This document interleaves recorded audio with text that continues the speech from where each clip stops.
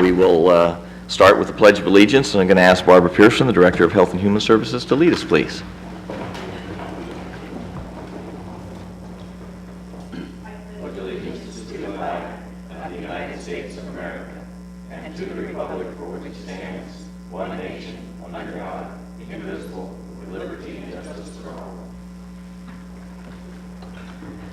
Thank you. Introduction of any new employees?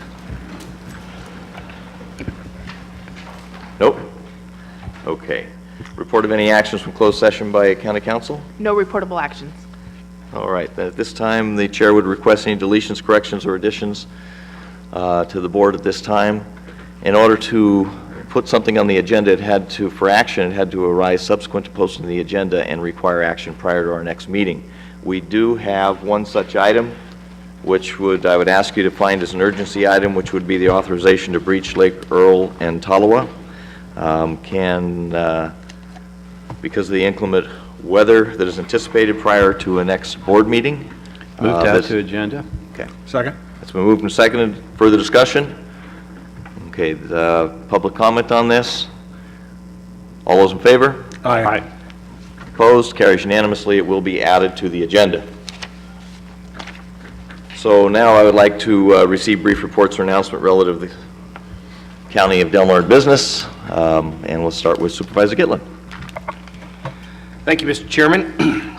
Well, since our last meeting, which I think was November 25th, yes, Angela and I volunteered to serve Thanksgiving dinner at the fairgrounds. That was our third consecutive year doing that. It's both an honor and a privilege, pleasure, I should say, to be a part of this community activity.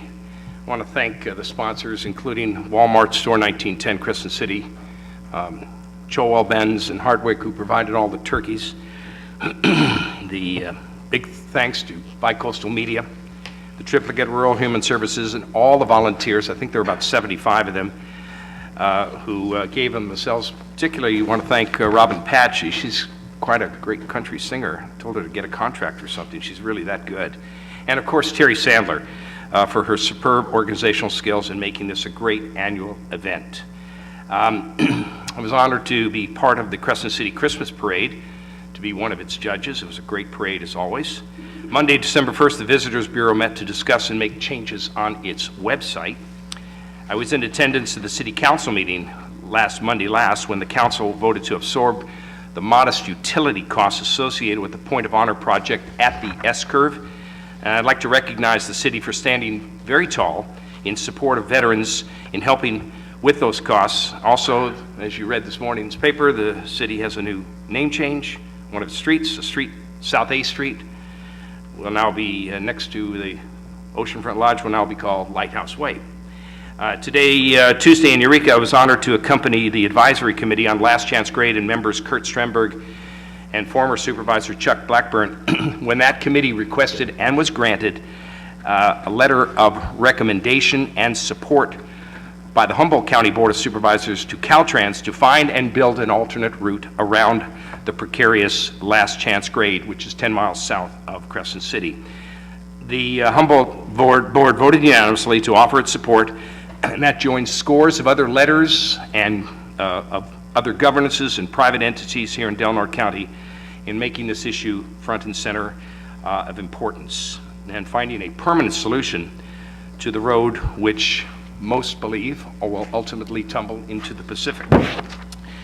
Friday last, I attended the rescheduled North Coast Unified Air Quality Management District meeting in Eureka, where commissioners accepted the resignation of the Air Pollution Control Officer and turned the reins over to the acting director, Brian Wilson.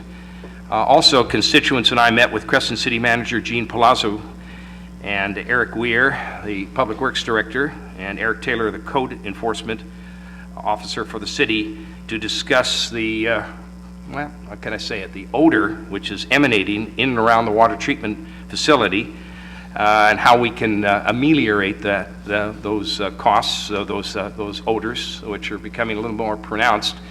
We also had a vigorous discussion about the Oceanfront Lodge and its less than satisfactory ability to maintain the contiguous properties in and around the iconic drive to the lighthouse, overgrowth and what have you, and we brought that to the city's attention. Also met on a personnel matter with an employee of the Solid Waste Authority. Last week, a constituent reminded me that the House of Representatives passed the $521 billion defense bill, which tucked along beside that defense bill was an additional bill to allow the national wilderness areas to expand. Well, I was a little bit alarmed by that, but it turns out it's actually pretty good news. It's no impact directly at this point on Delnor County, but it'll also provide the mechanism to have about $500,000 a year paid back in the payment in lieu of property taxes that we keep losing to the federal government when private land is sold to them. So this is actually pretty good news. And of course, what will and what will not Green Diamond Resource will do with this other land, we don't know at this time, but we can only hope that it'll remain in private hands. So the bill awaits signature in the Senate, which will probably take place this week or next week in the lame duck period.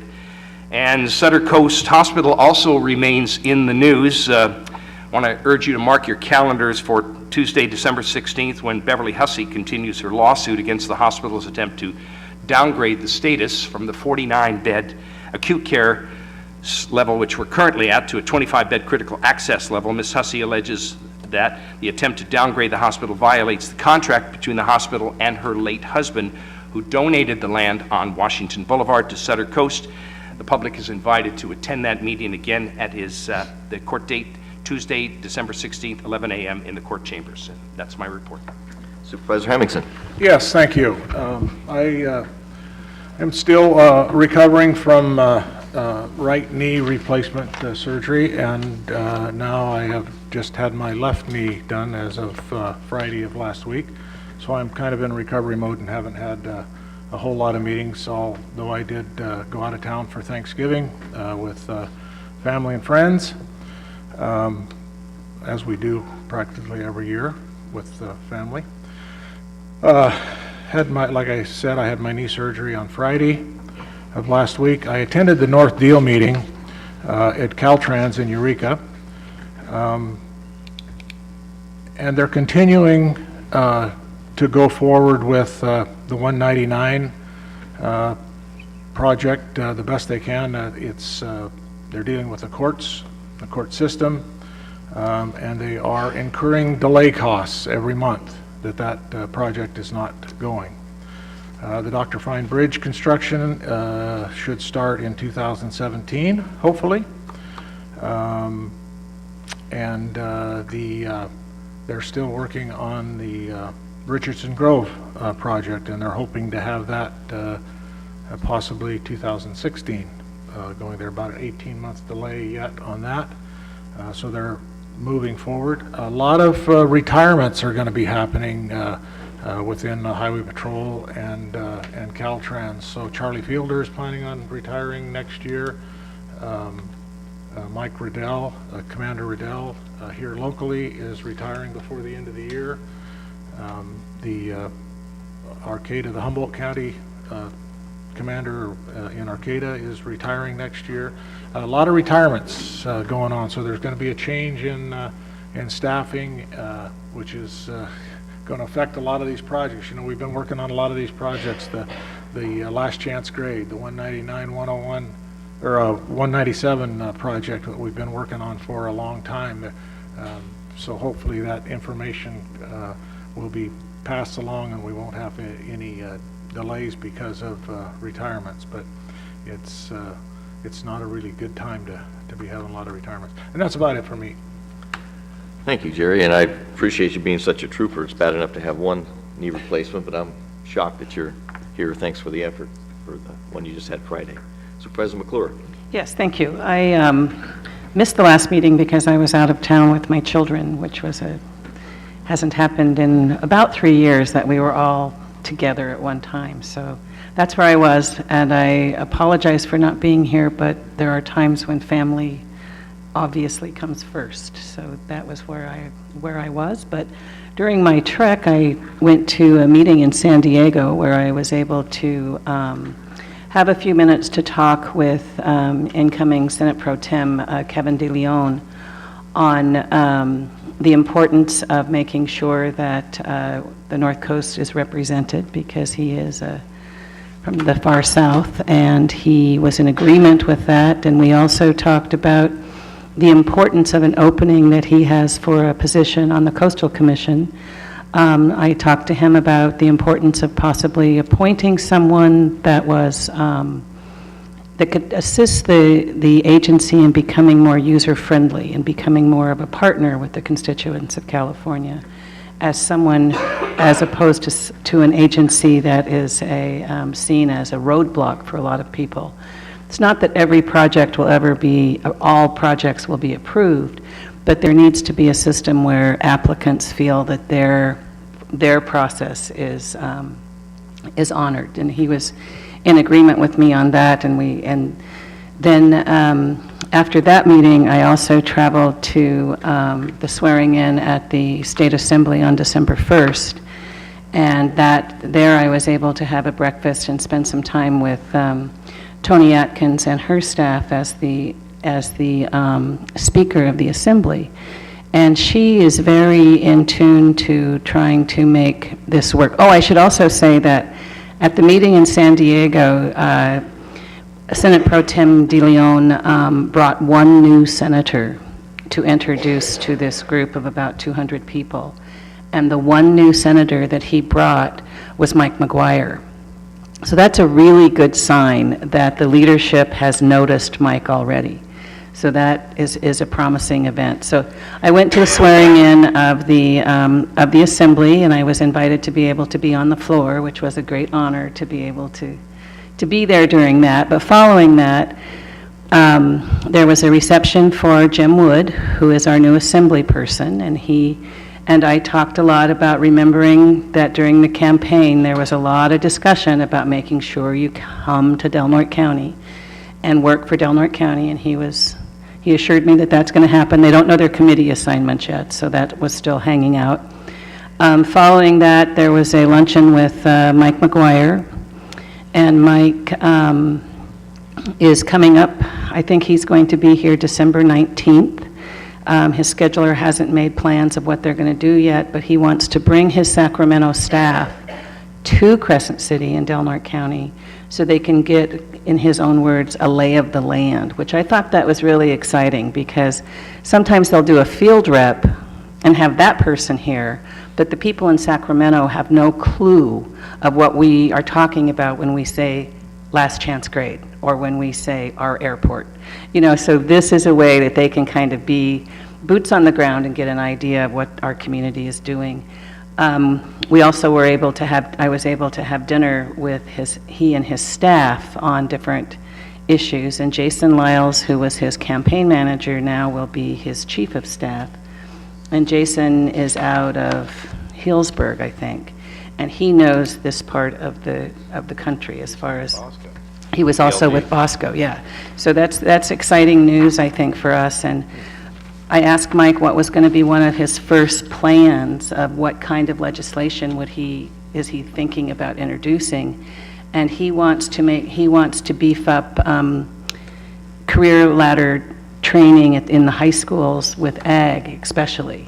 So that's pretty exciting. So I'm going to make sure that he talks to the HR at Del Norte County Unified when he gets here, because we're primed to be a pilot ag program that could set standards for the state. So it's pretty exciting, and he is very energetic, and it was just overall a really good, they say the best day in Sacramento is when everyone is sworn in, because everybody's getting along that day.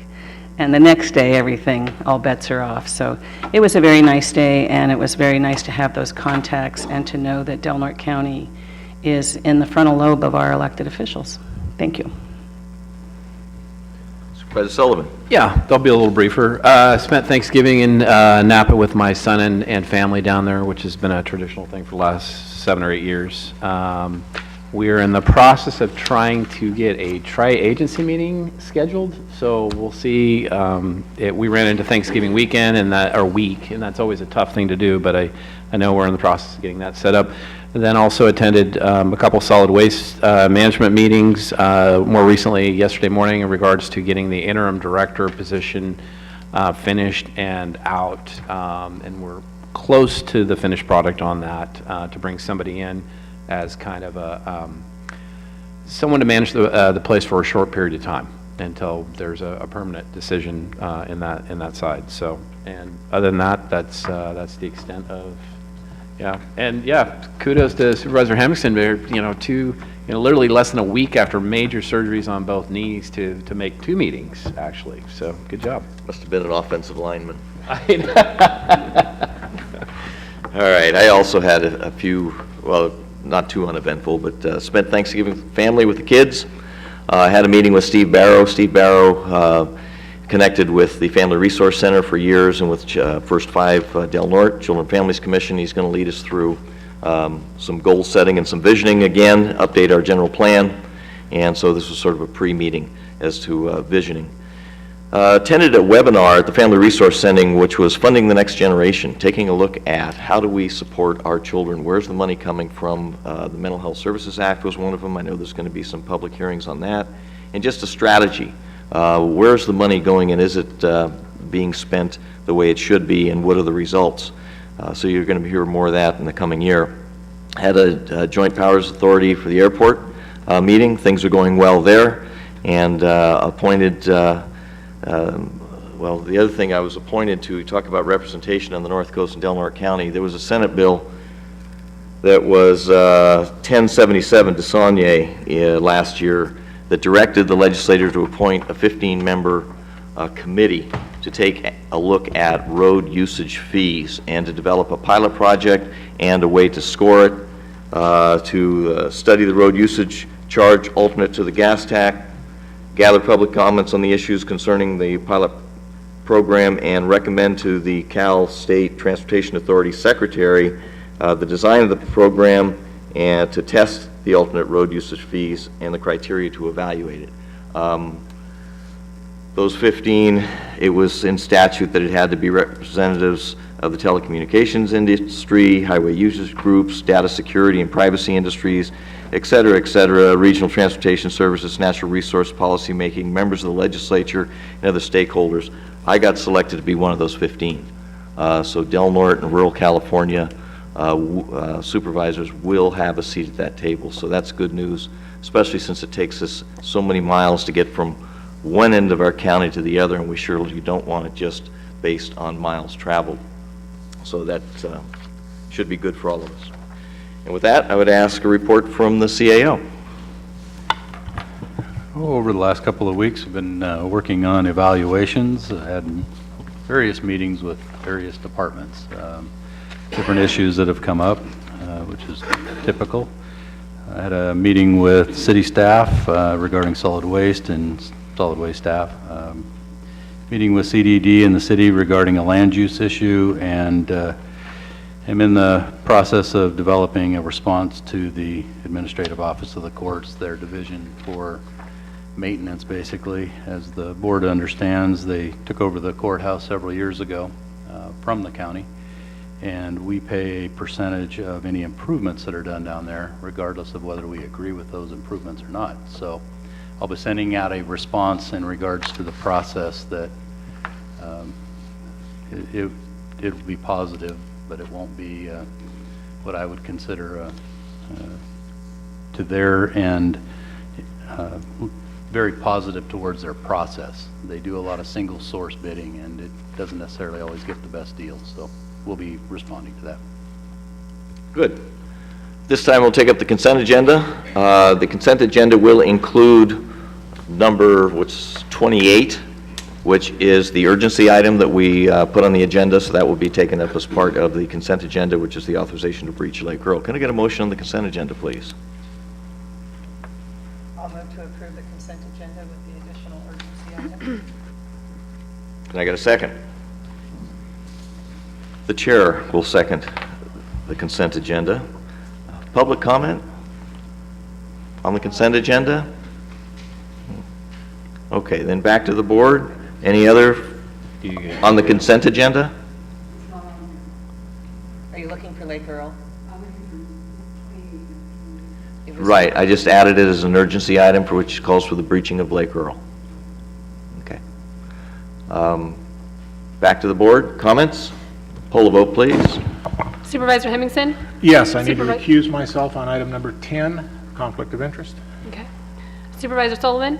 Yeah, same, I've got to recuse myself on number 10 as well due to a conflict of interest. Supervisor Gitlin? Yes. Supervisor McClure? Yes. Chair Finnegan? Yes. Okay, in the consent agenda, That was the conflict. that was the consent agenda. Was there something I invited you to? Okay. So at this time, there was 4 resolutions honoring elected officials that are going to be retiring.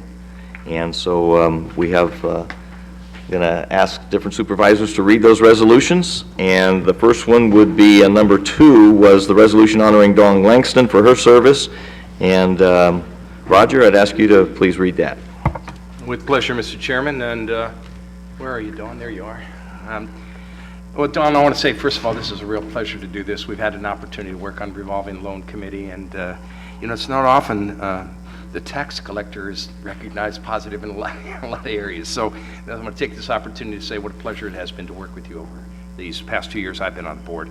Whereas Dawn Langston has concluded her tenure as Del Norte County Treasurer Tax Collector after holding the position for 12 years, and whereas Dawn began her career with the county in 1992, working for the Treasurer Tax Collector as an account clerk and working her way up the ranks to a senior account clerk status in 1996 after being elected in 2003, and whereas she was elected to the position of Treasurer Tax Collector taking office in January 2003, and then re-elected for 2 subsequent terms during which she was instrumental in the modernization of many of the office's functions, and now, therefore, be it resolved that the Del Norte County Board of Supervisors hereby acknowledges the diligence and dedication of Dawn Langston as exhibited during her years of service as Del Norte County's Treasurer Tax Collector. Be it further resolved that the Board of Supervisors expresses its appreciation to Dawn and wishes her well in future endeavors, passed and adopted by the Del Norte County Board of Supervisors, State of California, this 9th day of December 2014 by unanimous poll vote.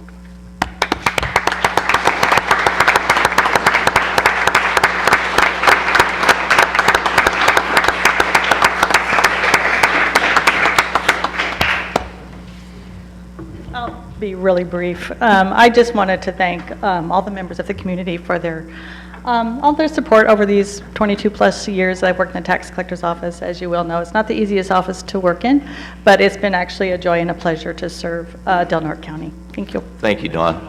Thank you. Oh, okay. Oh, Dawn, can I just say can I just make one little additional comment? Tomorrow is tax day, isn't it? Yes. December 10th. Everybody, property taxes due tomorrow. Thank you. Okay, number 3 on the consent agenda was approve and authorize a resolution honoring Sheriff Dean Wilson retiring. Mike, you want to? Absolutely. And to begin with, is Dean here at all, or is he show? Oh, okay. Okay, well, I'll read the resolution. I got a couple comments. Resolution of the Board of Supervisors of the County of Del Norte, State of California, honoring Dean Wilson, retiring Del Norte County Sheriff.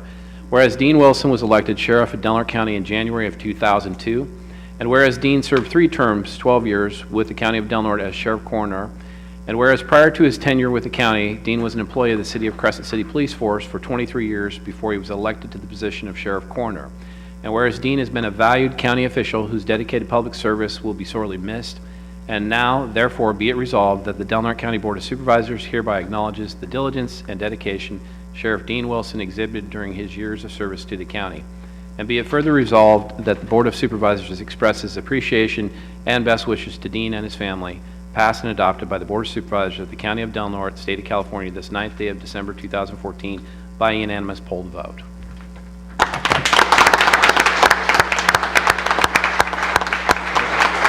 Mary, do you want to accept that form?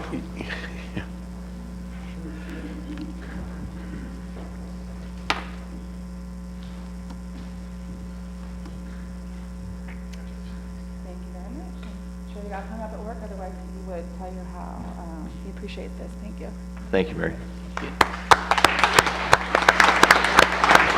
Mr. Chair, if I could just, Dean's not here.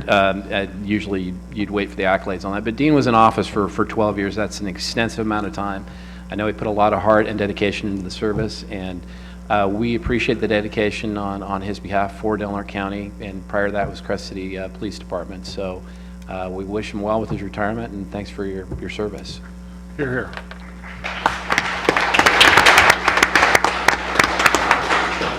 Only another elected official knows how hard it is to run and be successful 3 times, 12 years, so especially picking a venue such as law enforcement. So much appreciation to Dean and his family, because I know they sacrificed too. Thank you, Mary. Number 4 is to approve and authorize the resolution honoring Mike Sullivan, Supervisor District 3. Jerry. Yes, thank you. It's with great pleasure and privilege I feel that I get to read this resolution honoring Mike for his service.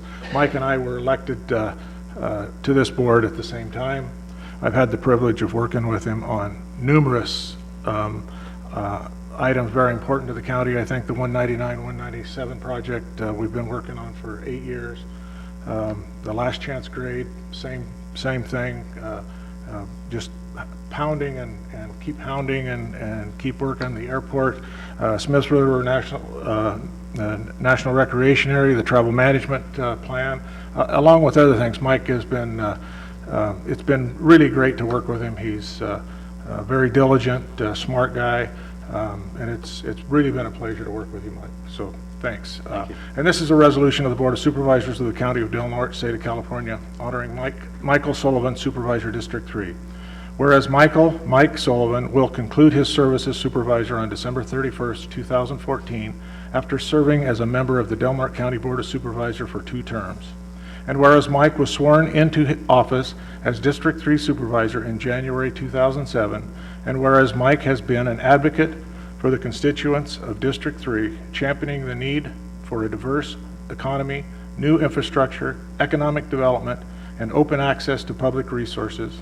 And whereas Mike is known for his ability to deal with diverse, emotional, and controversial issues with respect for his fellow supervisors, staff, and county constituents of all districts, and whereas Mike during his tenure, and whereas during his tenure, Mike was a member of numerous boards and commissions, including Area 1 Agency on Aging, RCRC, CSAC, Resource Advisory Committee, Border Coast Airport Authority, Del Norte Senior Center Board, Del Norte Solid Waste Management Authority, Local Transportation Commission, numerous intergovernmental committees, and now therefore be it resolved that the Del Norte County Board of Supervisors hereby acknowledges the diligence and dedication Michael Sullivan has exhibited during his years of service to the county.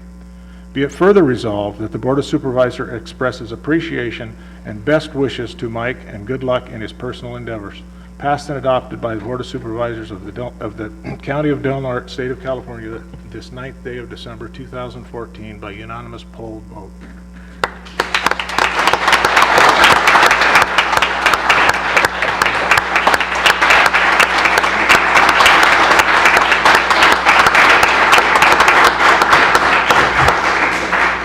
If it's fine with the chair, I'd kind of like to wait till the end of the meeting I've got a little bit to put, it's a final hurrah, so I definitely appreciate it, but I do have a few things I want to say towards the end, so. That would give an audience a chance to leave. Yeah, and then Thank you, Mike, and I'll chime in right now, though, again, going with what it takes to put yourself out there as an elected official, but Mike's one of those guys, I know what the load he carried as far as the committees and the travel and the commitment and the sacrifices with business as well as family.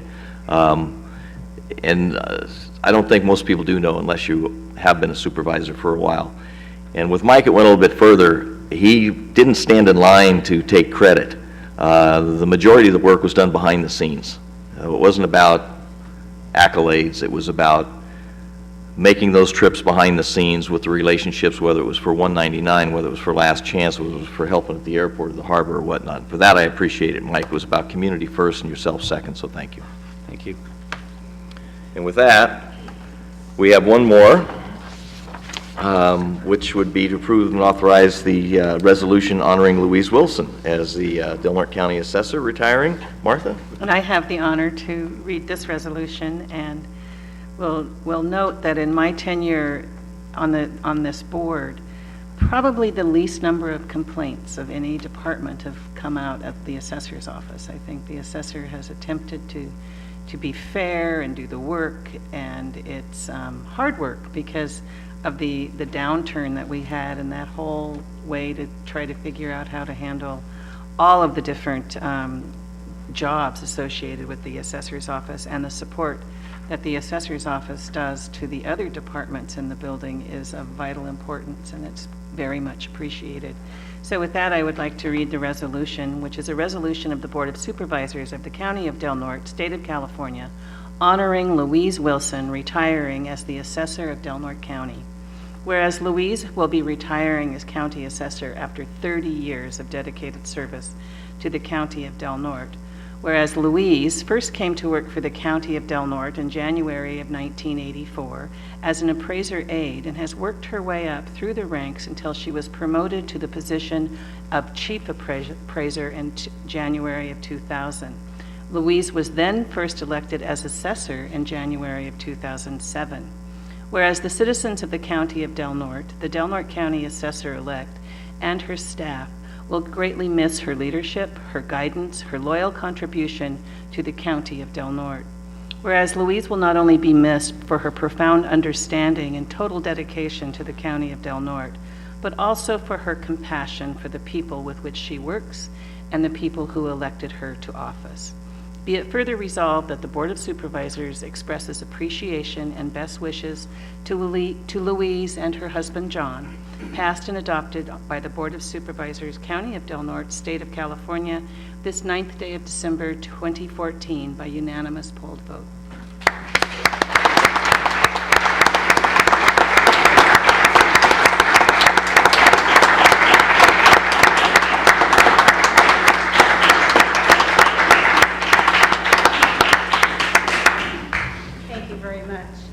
This is my one opportunity to bring out the hardware here. I'd like to bring up my staff, please. First of all, my sincere thanks to the Del Norte Board of Supervisors for all of your hard work and dedication to our county. It has been a pleasure working with you, and I thank you all for your professionalism and support. It's been wonderful. A special thank you to the elected officials, department heads, Jay Serena, Neil Lopez, and Joey Young, and all of the Flynn Center employees. It has been an absolute pleasure working with all of you. I would like to thank my wonderful husband, John, and my family for being so understanding about the job and for their support, especially for their understanding for all the special events I have missed in their lives. Thank you, Jerry Cochran, for giving me the opportunity to learn, promote, and succeed 27 years under your command. And by the way, I've worked for the county for 35 years, since 1979. I want to personally thank the Board of Supervisors for allowing the Assessor's Office to recover one of the positions lost during 2010 layoffs. It is such a relief to know there will be light at the end of the tunnel for the office. It really is a wonderful parting gift. Mostly importantly, I would like to introduce my hardworking staff. These employees who have made the office the success it is today, with a 20% loss in staff and a very large increase in workload, the office has had a very difficult time. Each and every one in the assessor's office has been an asset to this county, and at this time I would like to recognize them. First of all, I would like you to please welcome Jennifer Perry, our upcoming assessor. Jennifer is ethical, smart, and hardworking. Del Norte County is lucky to have her as the upcoming assessor. I sincerely thank you, Jennifer, for all your hard work and dedication. You're a wonderful asset to Del Norte County. Katie Gavin, I believe, is in a meeting, so I would like to honor her. She is now the senior position in our office. With her lays the history of the office. With Katie's vast knowledge, she will be instrumental in interpreting difficult questions in regards to descriptions and mapping, as well as other aspects of the office. The assessor's office staff will benefit greatly from her knowledge and dedication. Thank you, Katie, for a job well done. Ardell Wallen. Ardell has always finished anything we assign her. If she found she was caught up, she would ask for extra projects. Ardell is always busy, eager, and helps any way she can. Ardell is a rare gem and such an asset to our office and to the county. Thank you, Ardell, for always going above and beyond. When I was chief of the appraisal division, I trained 5 appraisers in 6 years. To have one finally decide it was worth the challenge, Steve Hart. Thank you, Steve, for taking on that challenge. You have worked diligently through the impossible stacks of appraisals, and your dedication to the office, especially during these trying times, has been greatly appreciated. Thank you. Ardell Hooper. Bart Bailey, our appraiser 3, retired after 15 years on the job. To replace him was a very difficult task.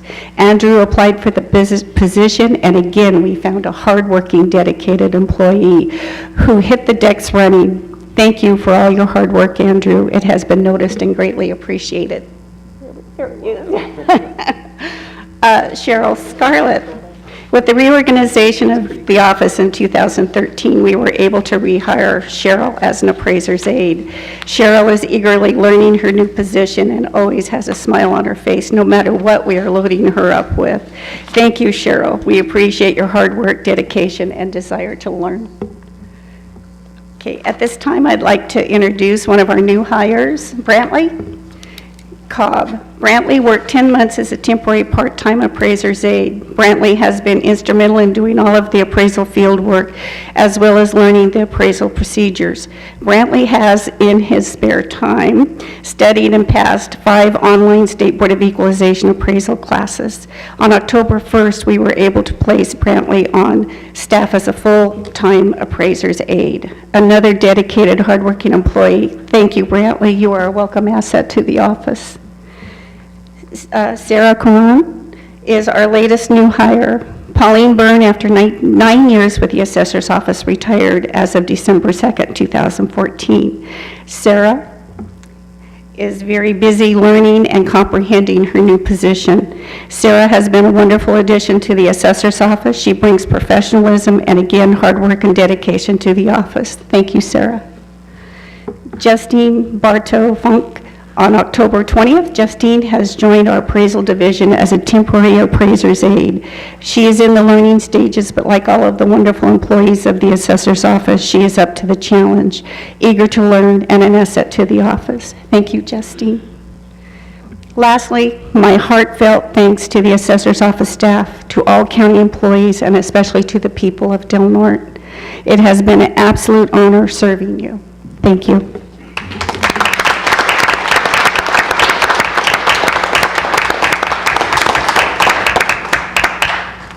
Okay, thank you very much, Louise. Yeah, there's a lot of local names that popped up out of that, which is always great to see. And it's nice to have a department head with a smile on her face all the time, even if it's bad news.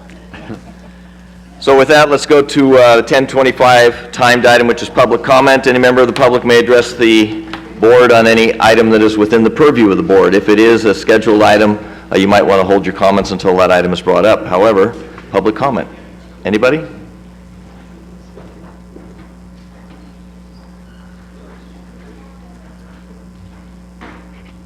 Hi. Good morning. My name is Megan Van Gordon, and I'm a First 5 Service Corps Vista with the Community Food Council for Del Norte County and adjacent tribal lands. I'm about 7 months into my year-long term as a Vista, and I am just here to make the community aware of the work that I'm doing. My service is to develop and implement nutrition, education, and outreach programs for 0 to 5 providers and for families with young children. I'm working with preschools, Head Start sites, and home daycares, and I'm helping them to incorporate more nutrition education into their curriculums. I also do outreach to parents through the First 5 Family Resource Center. For example, I've made nutrition take and make kits for parents that are available for free at the FRC, and they're just a way for parents to keep track of the daily nutrition of their children. And I'm also working with the Department of Health and Human Services SNAP Ed program to implement the Harvest of the Month nutrition program in all of the preschools and Head Starts in Del Norte County. And all of the home daycares, 56 in the county, have received a Harvest of the Month resource guide and support to use that guide. I'm also with the Food Council working to promote the Rethink Your Drink message in the whole community, and we have multiple displays that have gone out to community events, and also there is a Rethink Your Drink display that is being lent out to different offices and organizations in the community. It's currently in a dental office in town. And I'm also doing Potter the Otter nutrition education in all of the preschools and Head Starts currently. And my goal for the rest of my term is to create more sustainable resources that can be used and utilized by the community after my term of service is up. Thank you for the opportunity to speak about my VISTA term. Thank you for all the work you do. Very good. Any other public comments? Jim, are you getting up under public comment? No. Okay. All right. I'm going to take item 19 real quickly here to approve and authorize the budget transfer 1201 within the livestock budget salary savings. Move to approve. Second. Public comment? Board comment? Poll the vote, please. Supervisor McClure? Yes. Supervisor Gitlin? Yes. Supervisor Sullivan? Yes. Supervisor Hemmingson? Yes. Chair Finnegan? Yes. And with that, we are at a 10:30 timed item, running just a little late. Board of Equalization, the Board of Supervisors is going to adjourn as the Board of Supervisors and reconvene as the Board of Equalization at this time. Item number 21 is to conduct a public hearing for a change of assessment for parcel number 120-083-01 for the tax rolls years 2013, 2014. I do have one thing. Thank you. Thank you.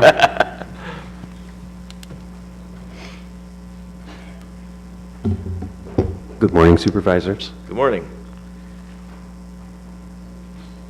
Do we need to be sworn in? That is correct. Okay.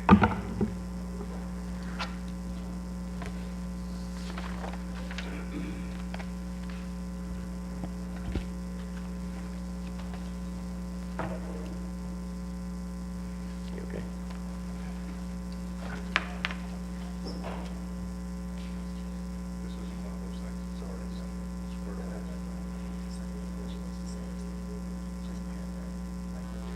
No. Just give us the old, do you solemnly swear to tell the truth, no truth? No, I don't. Chair, maybe we could take a 3-minute break. We'll get a copy of it. Are we taking a break? Yeah, let's take a quick break.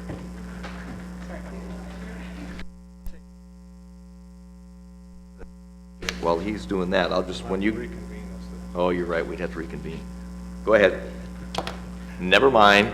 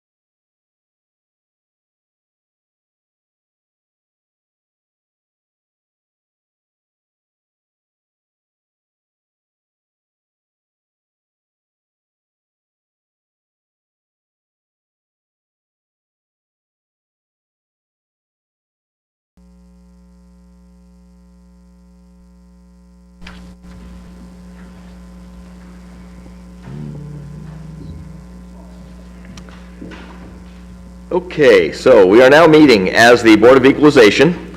We're going to conduct a public hearing for a change of assessment for parcel number 120-08301, rolls 1314, 2013-2014. And to introduce yourself and get us all sworn in. Good morning, Board. My name is Andrew Hooper. I'm an appraiser in the Delaware County Assessor's Office. I apologize for the delay. Go ahead and raise your right hand. Do you, Andrew, swear or affirm that the testimony you are about to give in this matter, now pending before this board, will be the truth, the whole truth, and nothing but the truth, so help you God? Thank you. I guess I don't have to be sworn in. Peter? They told me to raise my hands, I raised my hands.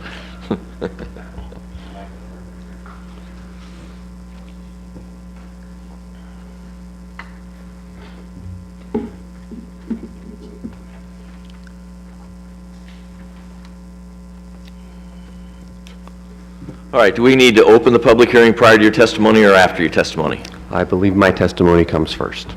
Fire away. All right.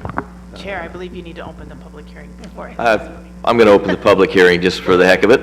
Okay. Anybody that wishes to comment should come and sign up. And then, of course, when you're called, you'll identify yourselves.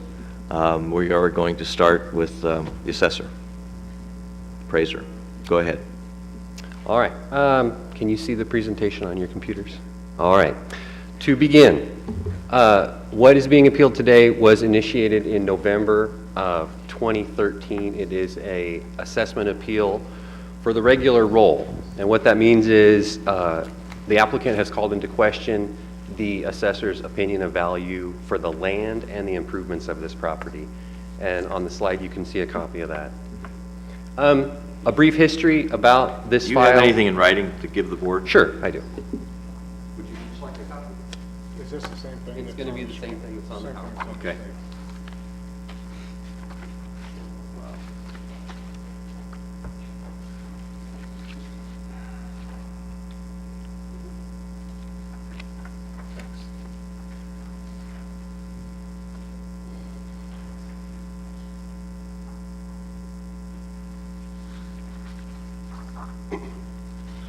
A brief history about the valuation for assessment purposes of this parcel so far. Whenever this parcel was initially appealed, its Prop 13 factored base value stood at about $262,000.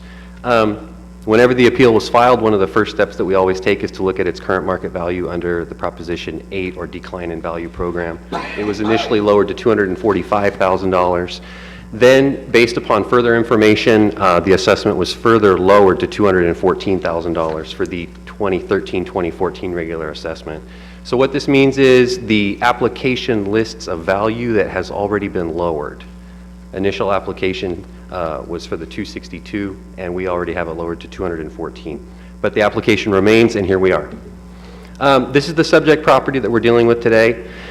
Very important to take it at its condition in January of 2013, which we'll be covering again. It's a 1,700 square foot res as shown on the slide. It has been remodeled since its original date. 3 bedrooms with 2 bath.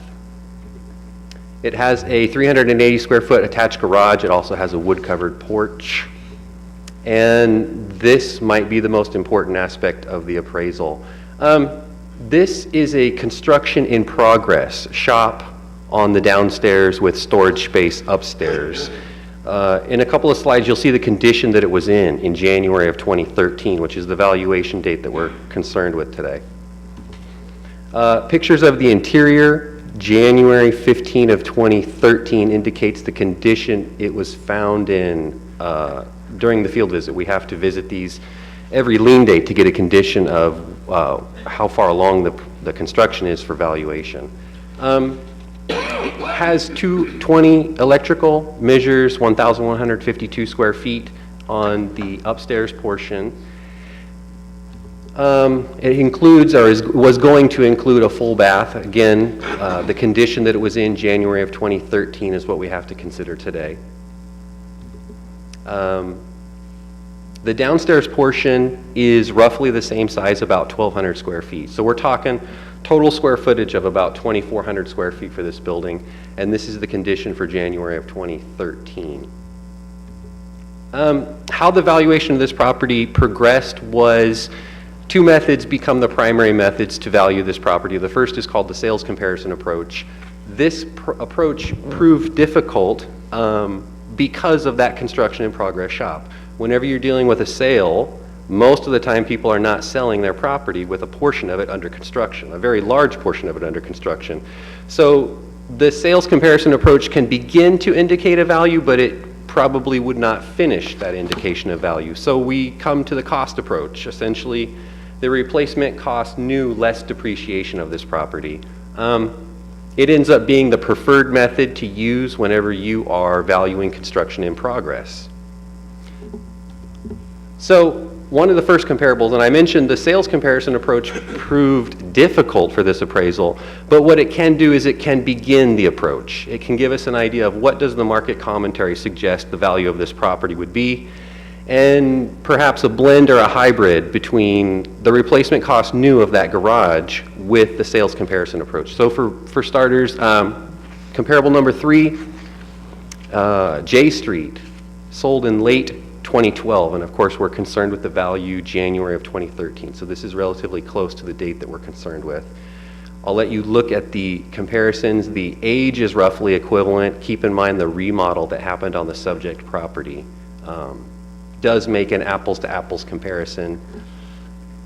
It's all a matter of how remodeled was that property, but these properties could give us an indication of the value, should give us an indication of the value. And you can see down near the bottom right-hand corner, the value added by the shop. You'll see that later. That is the replacement cost new less depreciation as determined by myself. So we start with a property that's roughly comparable to the subject, although they don't have the 2,400 square foot detached shop with storage upstairs. We essentially compare the two properties and then add value for that detached shop storage area. And that's what you see on that slide. Sale price indicated $155,000. You add the $59,000 to that and you end up with roughly $214,000 of indicated value. Here's a picture of it. Value placed on the land, $60,000. We do that with the extraction method in the assessor's office, and I've noted the section of the assessor's handbook which that method comes from. Comparable number 2, Gaynard. Same process. Sale price indicated $144,000 for a property that I deemed roughly comparable to the subject. Add the $59,000 for the shop, you end up with a total indicated value of $203,000. Picture of comparable number 2. Comparable number 1. Sale price indicates $168,500. It is on Del Monte.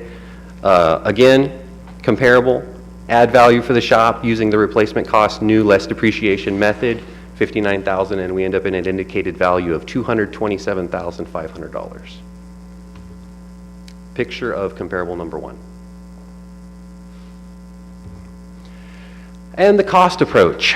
Whenever you run an appraisal using the sales comparison method and the cost approach, the two methods, if you've made your decisions correctly, should agree with each other. There should not be too much to reconcile at the end of this process. The cost approach indicated a value placed on the improvements, so the buildings on the land at $86,000. Again, the shop and construction's value was indicated at $59,000. You take those two numbers together with the land, and you're going to get a number that should match closely what the market indicates the value is, because the market is our ultimate indicator, but the market could not provide that detached garage, or detached shop, excuse me. So the downstairs portion of the shop was valued at 100% complete, and the definition in the assessor's handbook for 100% complete can include available for use, which it was. It was being used as a portion to help finish the construction of the upstairs portion, so it was available for use. What you see, the pictures, those two bottom pictures there, indicate 58% complete, and that's a number that we come up with based on the field visits that we do on those lien date checks. We are given a state mandated form which prescribes percentages to attribute to each portion of the construction. When you add those portions up, we got 58% complete finished for lien date 2013. There's a 480 square foot section that was valued at 2/3 value because it only has a 5-foot wall on it, also prescribed by the assessor's handbook for correct procedure.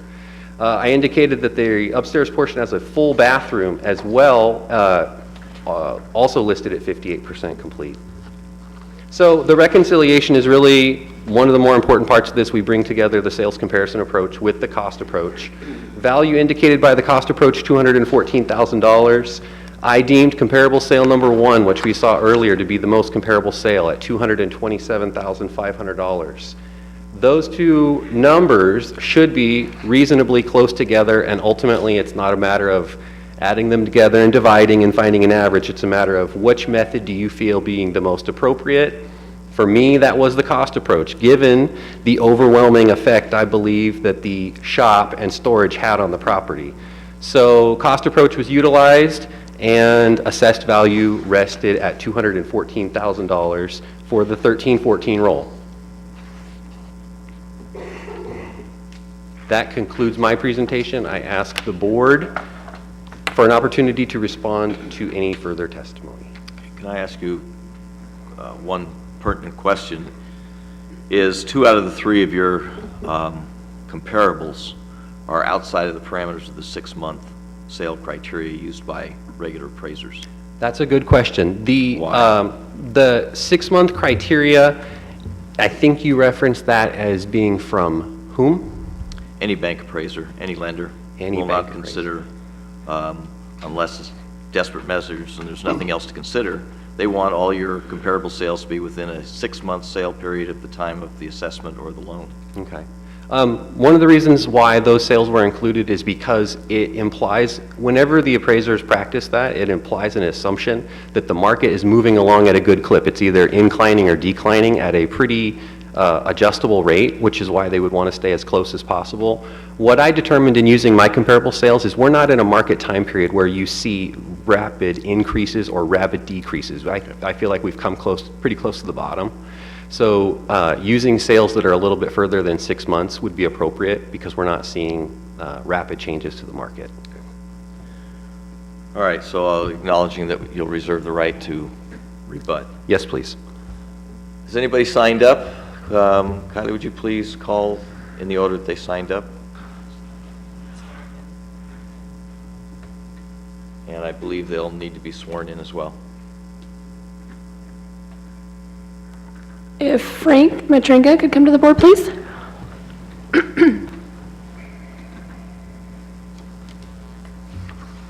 Go ahead and state your name Frank Matringa. and raise your right hand. Do you, Frank, swear or affirm that the testimony you are about to give in this matter now pending before this board will be the truth, the whole truth, and nothing but the truth, so help you God? I do. Thank you. I don't have all the bells and whistles that Andrew had, but I'll try to do my best. We talked to Andrew and Jennifer, I believe it is, and Miss Wilson, and tried to come to agreement, and apparently we couldn't.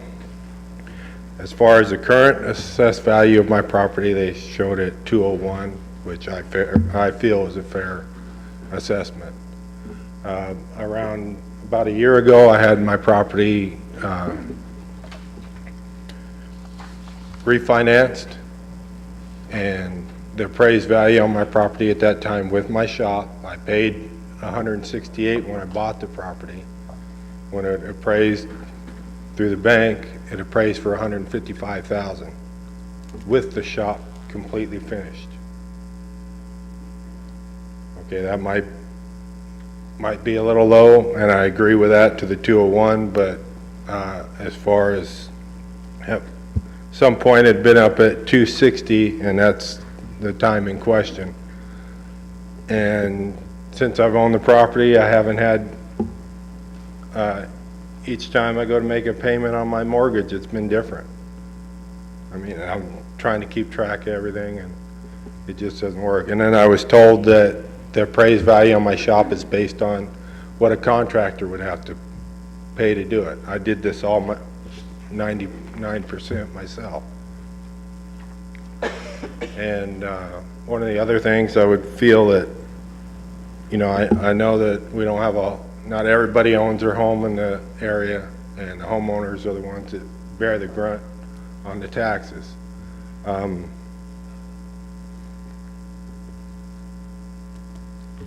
I lost my train of thought.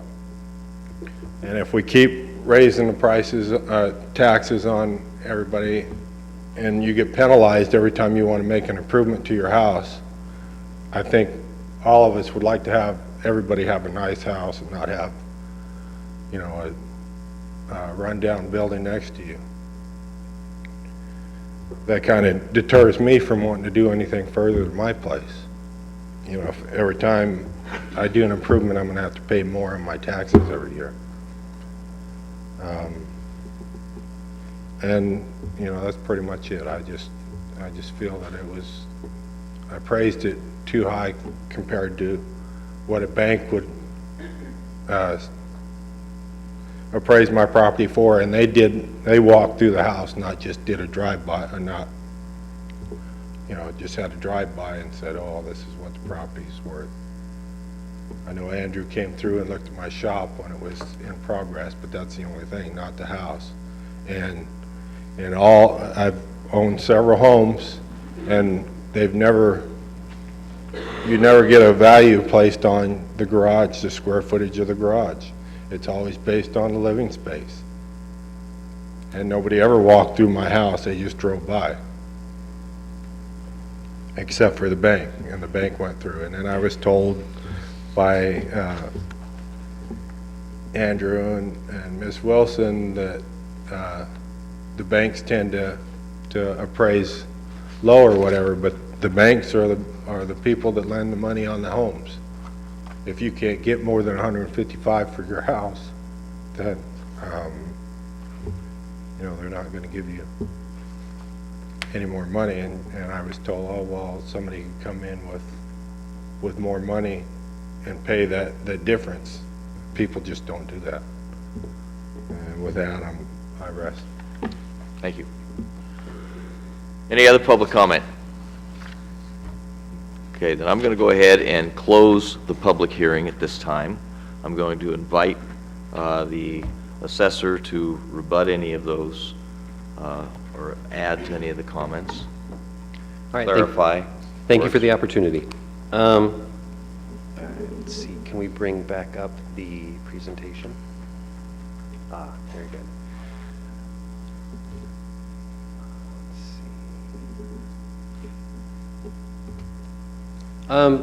First thing to question or ask a question the board, I would encourage the board to ask is, whenever we talk about an appraisal being done, is the person who did that appraisal here to answer any questions about that appraisal? So in this case, question might be, whenever we mention that an appraisal was done for $155,000, who did that appraisal and what kind of considerations did they make in the appraisal? Because every appraisal requires adjustments. You're never going to find an exact identical property that doesn't need an adjustment for age or square footage or that detached garage. So is the person that did the appraisal available to answer any questions about it? And then I'm going to take it a step further. Do you have a copy of the appraisal that you can share with us?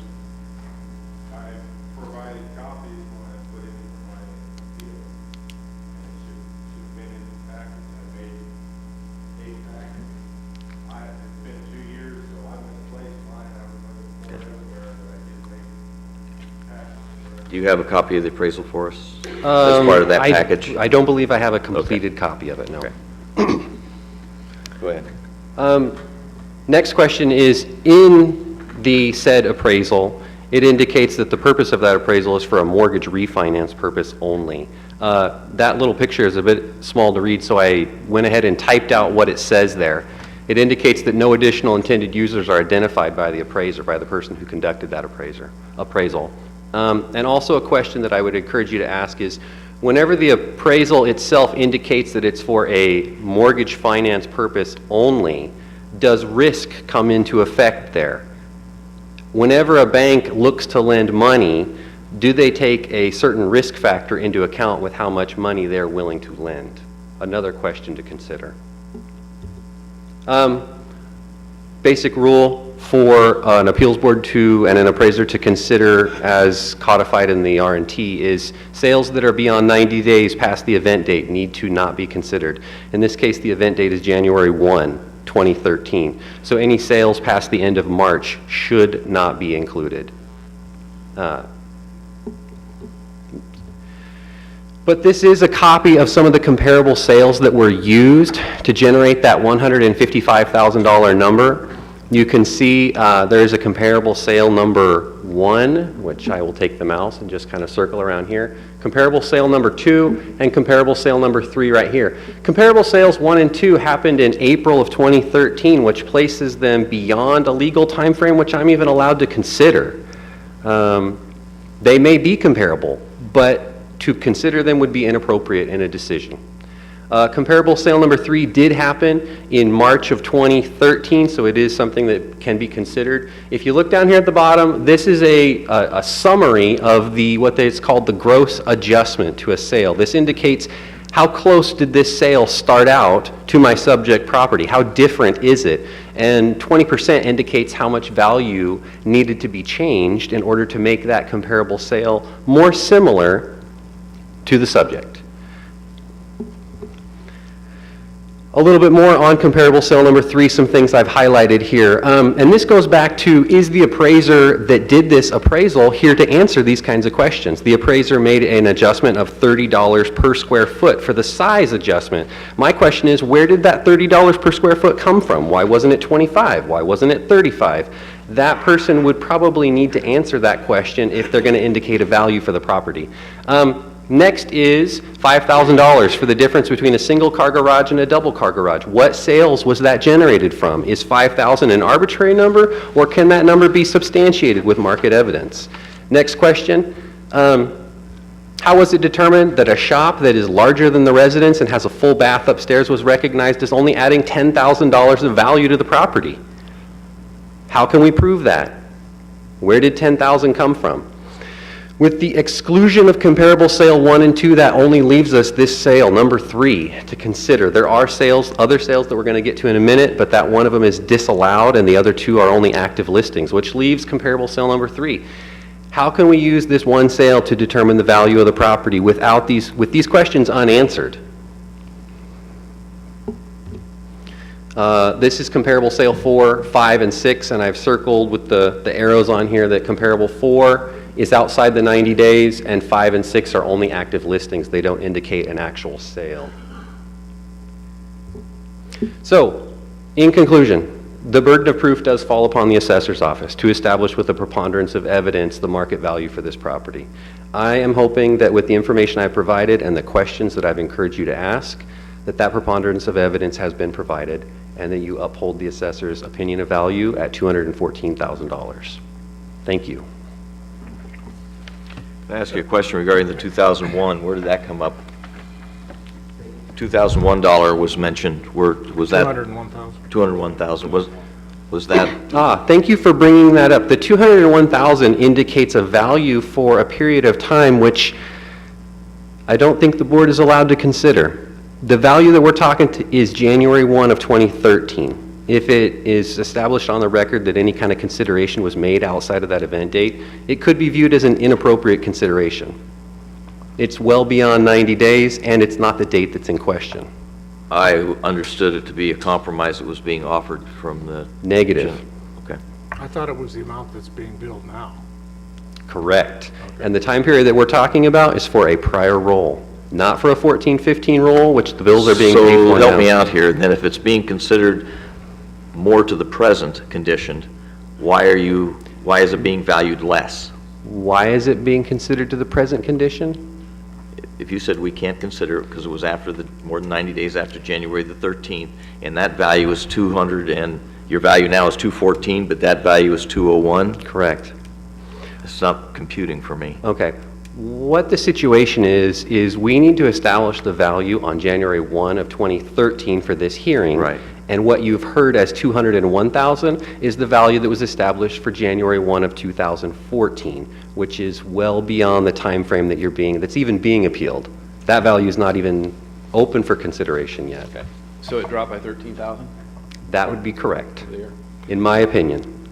And Mr. we need- Hooper, I have a couple of questions I want to ask him. I heard Mr. Matrenga indicate that his payment is bouncing around. I presume, Mr. Matrenga, are you here? You still here? You have a mortgage on your property? Now, I'm going to presume it's an adjustable rate mortgage, which has nothing to do with this appraisal. I think you're supposed to be directing your Okay. questions to the... Well, I want to get clarification. Mr. Matrenga bought this property for $168,000, and it was appraised at $155,000 at a later time. So there's a decline in value. Is that what I'm hearing? Yeah. Okay. I mean, I want to make sure I'm hearing the facts correctly. He bought the property for $168,000. What was the year on that? Do you have the indication?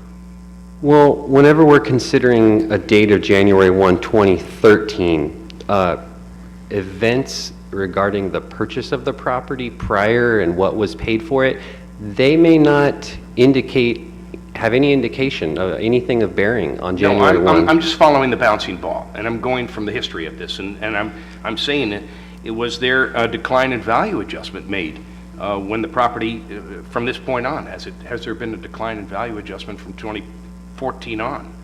It's apparently gone down in value from this 214 figure. That's what I'm trying to find. One of the things to consider in a hearing like this is to not consider trends, not consider ups and not consider downs, because the law very specifically says 1 day in 1 year, January 1 of 2013. To take trends into account would be to consider information that may be outside an allowable time frame. All right, the other question I have, and I'm not quibbling with you on your valuation on January 1st of 2013 at $214,000. I'm not quibbling with that. I'm just trying to get an idea of, now, what is the cross street at 310 Del Monte? Isn't this near the ocean? Near, of course, I'm an appraiser, so it's all an opinion, but near, I would consider that accurate. Yeah, so I'm looking at the comparables you used in 2 and 3, and you've got J Street and you've got other, which is quite a distance away. Is there no activity, except for one was on Del Monte Street? I think one property showed a comparable in the time frame on Del Monte Street's 500 block. Was that what it was? Two blocks away? Is that what I'm trying to get an idea of your comparables here. Without quibbling, I would answer that if sales had been available that were as comparable as these are and were closer to the subject, I would have used them. Okay, thank you. You know, one of the questions I know in the last 8 years that comes up in terms of when you make improvements on your property, because we had one issue out at Ocean View Drive, well, not Ocean View, it was on Gilbert Creek, I think, where the guy had done most of the work himself, and so his sweat equity, the argument was, well, you know, it didn't cost the same as a contractor to do this, and I think legally we have to use what it would cost to do for a contractor to do the improvements. We can't use, by law, we can't use the sweat equity you put in. It has to be based on current contractor value. Is that correct? Yes, that is correct. And the replacement cost new less depreciation is supposed to be an accurate representation of that. And the other thing that I heard was there is an attached garage which doesn't get broken out per square foot apart from the living space, but the detached garage does and should be, and that's the difference for valuation. All components are broken out on a square footage basis. It's just I didn't bother to include that in the presentation. Right, as the same goes for the comparables that you used. Yeah. All right. Done? Yes, sir. Okay, I'm going to go ahead, and I think I already did close the public hearing, but in case I didn't, I'm closing it again now. I'm bringing it back to the board. Comments, motions?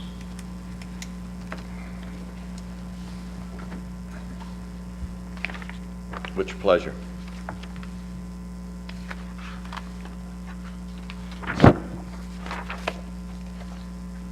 I guess I had a question. Is part of this property still under Proposition 13? Did I hear you say something about Proposition 13, or is that my drugs that I'm taking? To try to answer the question, what I think you're asking is once Proposition 8 takes effect and we value the property under its current market value, we only track for purposes of making sure a taxpayer is assessed at the lowest possible value, Prop 13 values. Once Proposition 8 takes effect, no portion of that property is being valued on its factored base value any longer. Okay. The other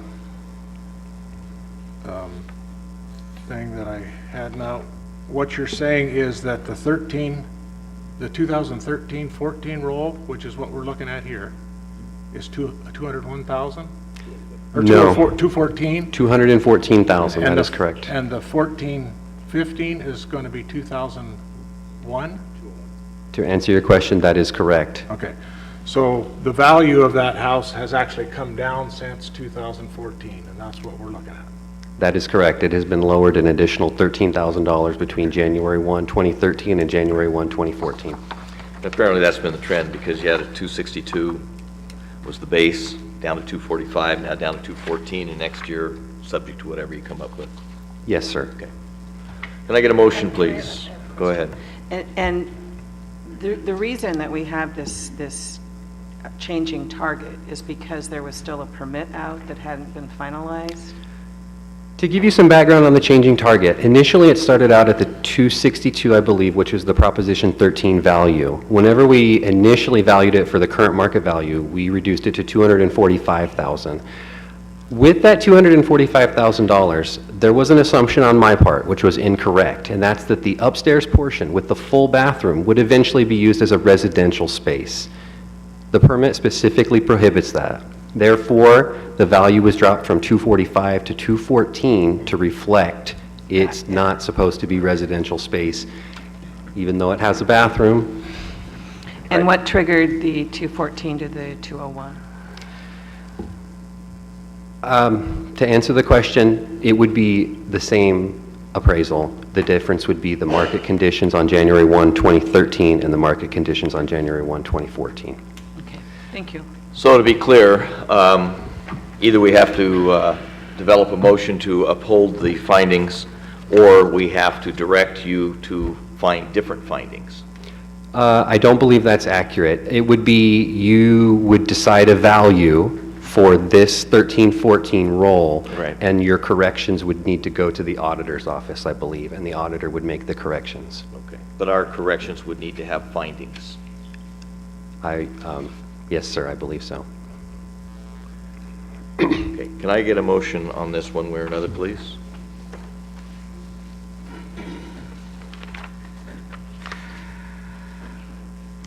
I move that we uphold the assessor's evaluation of the 2013-2014 roll of $214,000.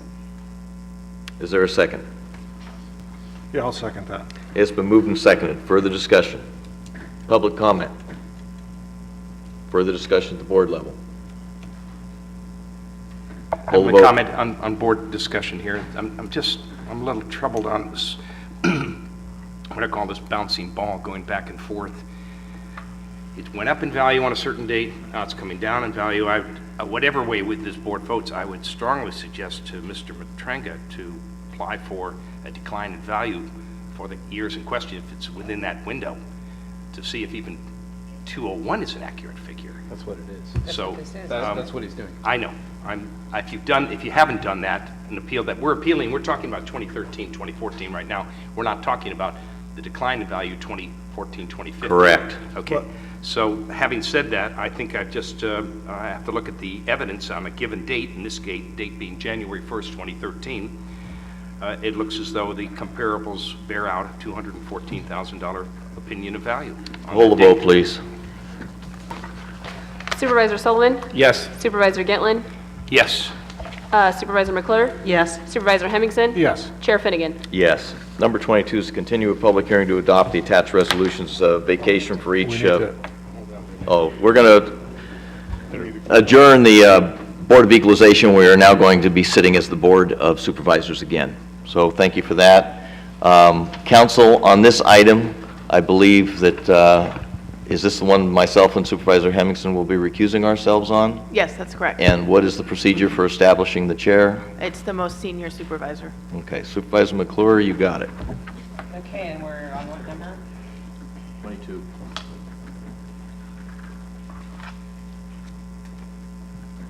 Okay, so do we bring them back, or we can't bring them back until the vote? Is that correct? We don't bring them back until we're concluded. Oh, okay. So this is to continue a public hearing to adopt the attached resolutions of vacation of each street segment within Pacific Shores subdivision, and prior to the recording of the first resolution of vacation, direct Border Coast Regional Authority to provide the engineering division with a map showing the street segments approved by the Board of Supervisors for vacation on or before June 30th, 2015, to direct the Border Coast Regional Authority to provide the engineering division with a map showing the streets, the segments, and the segments that have been vacated as requested by the Community Development Department Assistant Engineer. Do you want to make a presentation, or?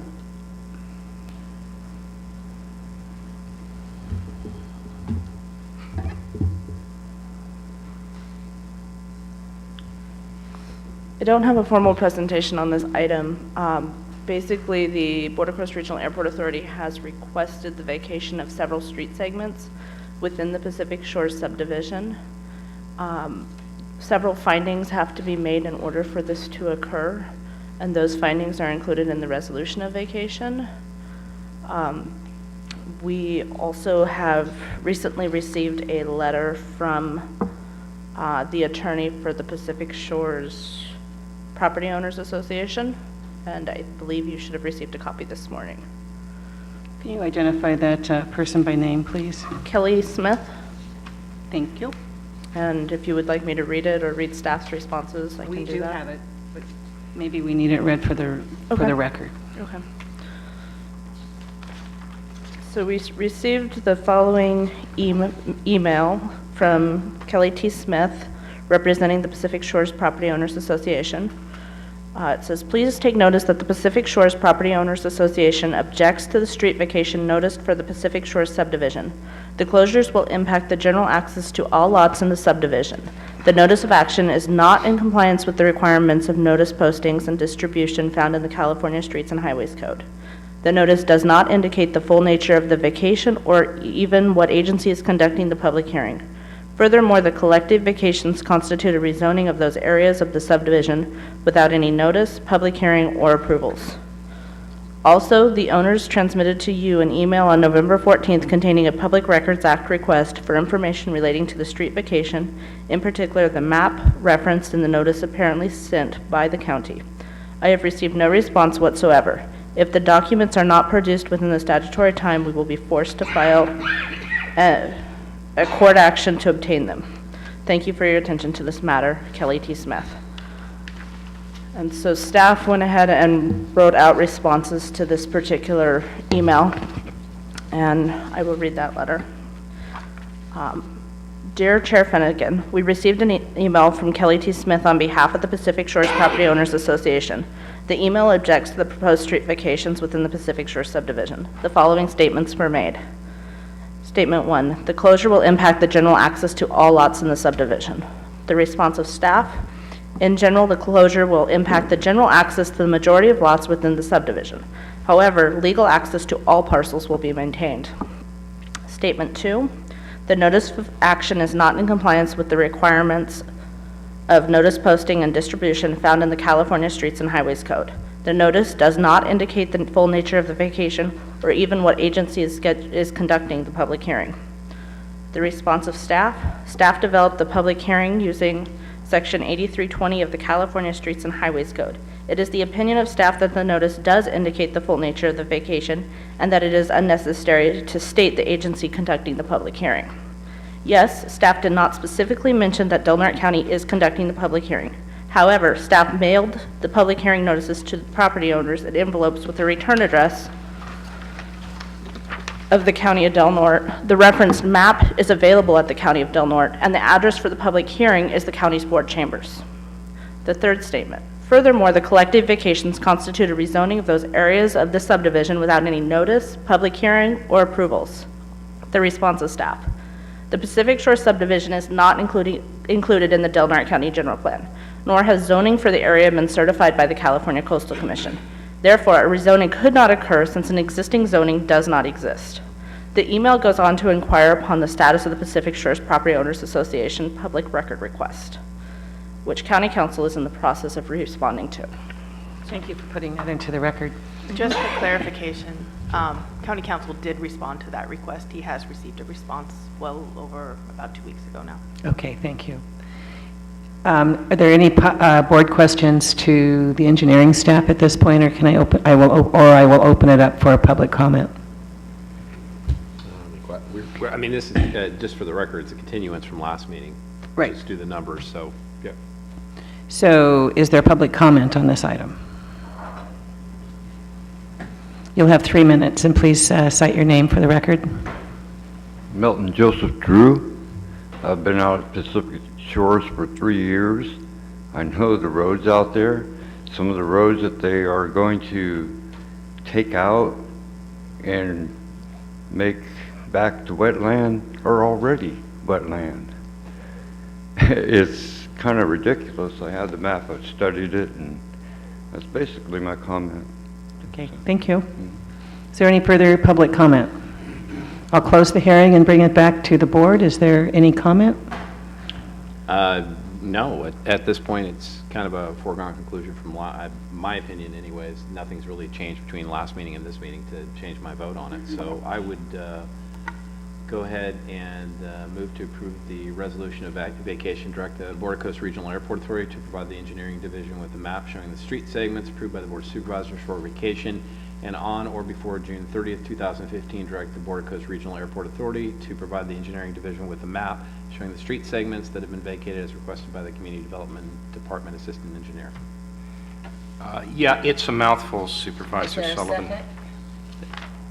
Yes, it's a second, and no exigent information from this point, I second. Okay, so it's been moved and seconded, and I would just like to make one short comment on the road segments that appear to be wetland. There's still some pavement underneath there, and that's what will be removed in order to allow it to become a 100% percolating wetland. And so that's the decision, those are the roads that you're talking about that are already wetland.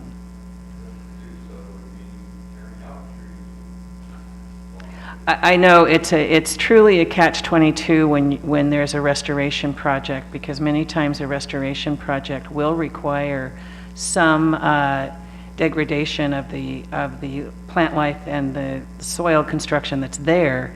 But once that improvement has made, then that wetland can move towards being a Class 1. Okay, with that, will you poll the vote, please? Supervisor McClure? Yes. Supervisor Gitlin? Yes. Supervisor Sullivan? Yes. Okay. Break back into regular session, I guess. So now we'll move back into, hopefully David and, here they come.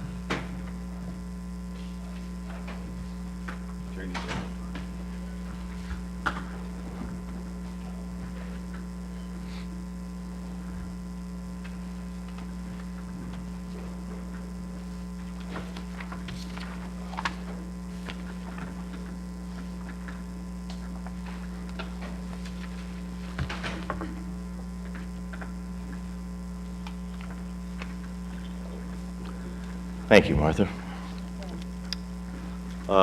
We do have an 11 o'clock, but Sheriff, I see you're able to join us now. Assume you have something in tow there, I see. I do. Good. I apologize for my absence, and unfortunately, the duties of the job kept me away. But I thank you for allowing my wife to speak in my place. But I wanted to make sure I did come up and thank you, all of you, for your dedication, your help. What I do and what any elected official does cannot be done without your assistance, your cooperation, and your guidance. And I want to thank you for that. 12 years, it has been an absolute honor to be the sheriff of Del Norte County. It has been the highlight of my career, and I want to thank you all for the part that you played in that. As I walk away, I know that I've left the Del Norte County Sheriff's Office in far better condition and shape, and in a state that I know I'm very proud to turn over to somebody else. And they will have a absolutely outstanding group of men and women underneath their guidance to go forward, and an organization that is far better operated and run and structurally in place. And a lot of that is because of the allowances that you have made. You know, when I first stepped in, from Janine Galtiotto to Christy Babich to Jay, and now Neil and Clint Shad, who was a godsend at the time to come into our organization and help us straighten these out. These things could not have been done or accomplished without a lot of hard work and dedication on their part, as well as the outstanding group of men and women that I've had under my command, from Tony Lewis to Tim Athey to Bill Stephen to Joanne Goodland, who was my secretary, who saved me time and time again, and who gave so much valuable information when I walked into that office, to Diana Stanley, and to Stormy Borelli, who is now in our finance. You know, these things aren't done in a vacuum, and we cannot, as leaders, lead without those that are willing to follow. And I've had an exceptional group, and I am so proud to have been their sheriff and the sheriff of Delaware County, and to do what we've done. Thank you so much for your kind comments at the award that you've, and recognition that you've given me. Thank you so much for all that you've done and for allowing me to do what I've been able to do in 12 years. Thank you. Thanks, Dean. Thank you, Dean.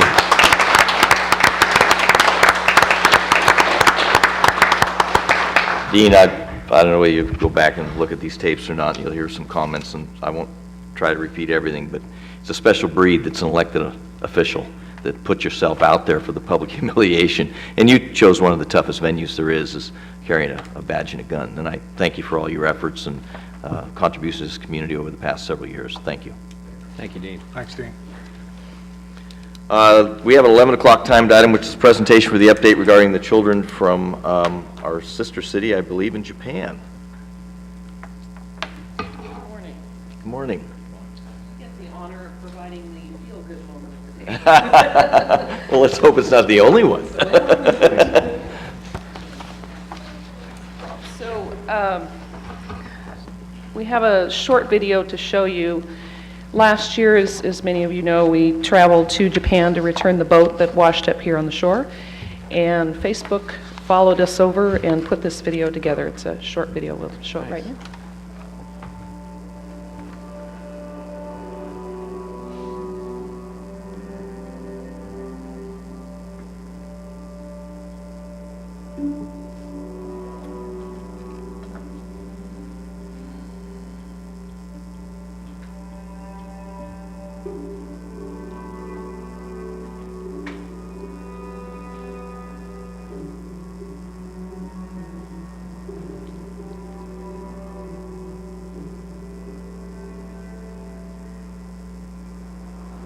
It was just covered in gooseneck barnacles. You couldn't even tell it was a boat at first. There were Japanese characters on the side of it, and a professor found out they translated to Takata High School, which is in Rikuza in Takata, Japan. The professor sent a message to the Rikuza and Takata Facebook page asking if it was their boat, and it turned out it was. まあ、ボートだけじゃなくていろんなものを失っているわけですから当然その船についても、まあ、どこへ行ってしまったんだろう、もう永遠に見つからないだろうというふうに思っていたんですが、それが見つかったというニュースを聞いてですね。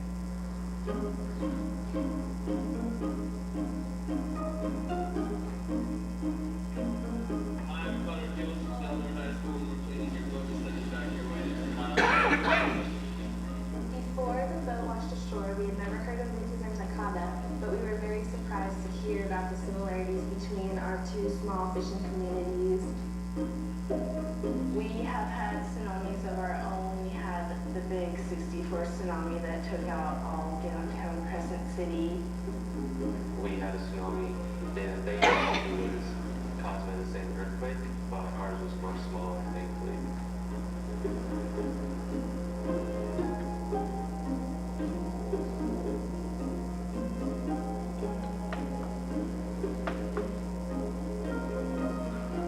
You can't really know what it's like until you come here and see it in person. There's nothing. We're looking at where a whole downtown used to be with this flat ground. 3年間、震災から経ったんですが、まだまだ道半ばというところです。まあ、今、新聞とかテレビにおいて伝えられることというのは非常に少なくなってきています。したがってその Facebook であれば我々が独自に発信ができますので、それをやっぱり最大限に活用しています。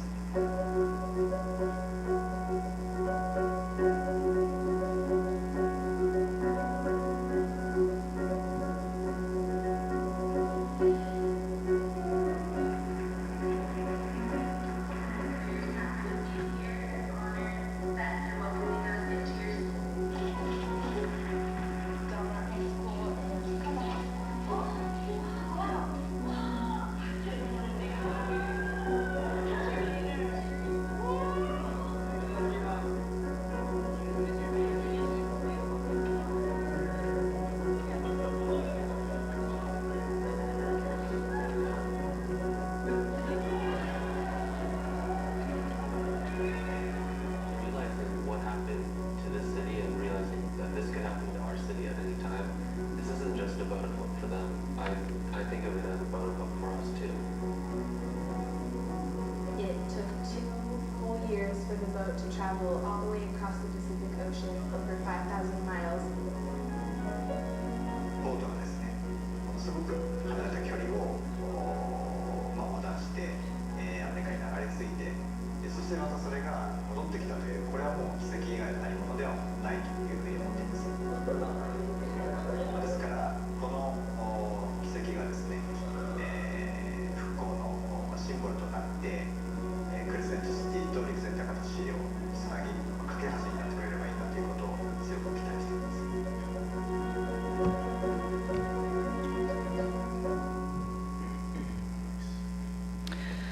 So what the video doesn't cover is what we did along with getting to meet the kids, which was definitely the highlight of the trip. But we also met with Mayor Toba's office, and he recognized our students for their work. The governor of Iwate Prefecture, and prefecture is basically a state, and Ambassador Caroline Kennedy. We went to her home there in Tokyo and met with her. And as this kid said, she was really cool.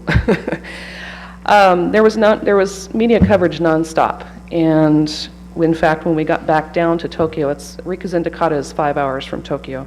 When we got back down to Tokyo, the cab people and the bellhops recognized us as the boat people, so it was nationwide coverage. So in April of last year, I got a phone call, or 2014, I got a phone call from Japan Foundation, which is the largest foundation in Japan, and they're interested in supporting their students coming to us now. So we have a trip planned for January 4th through the 9th, and we will have 14 high school students and 4 adults coming here. So we're very excited about that. They're going to land in San Francisco, and you have the itinerary there to see. We have lots of things planned for them, lots of cultural events. There will lots of exchange going back and forth at the high school in terms of teaching our students some Japanese cultural items, as well as our students teaching their students about American items.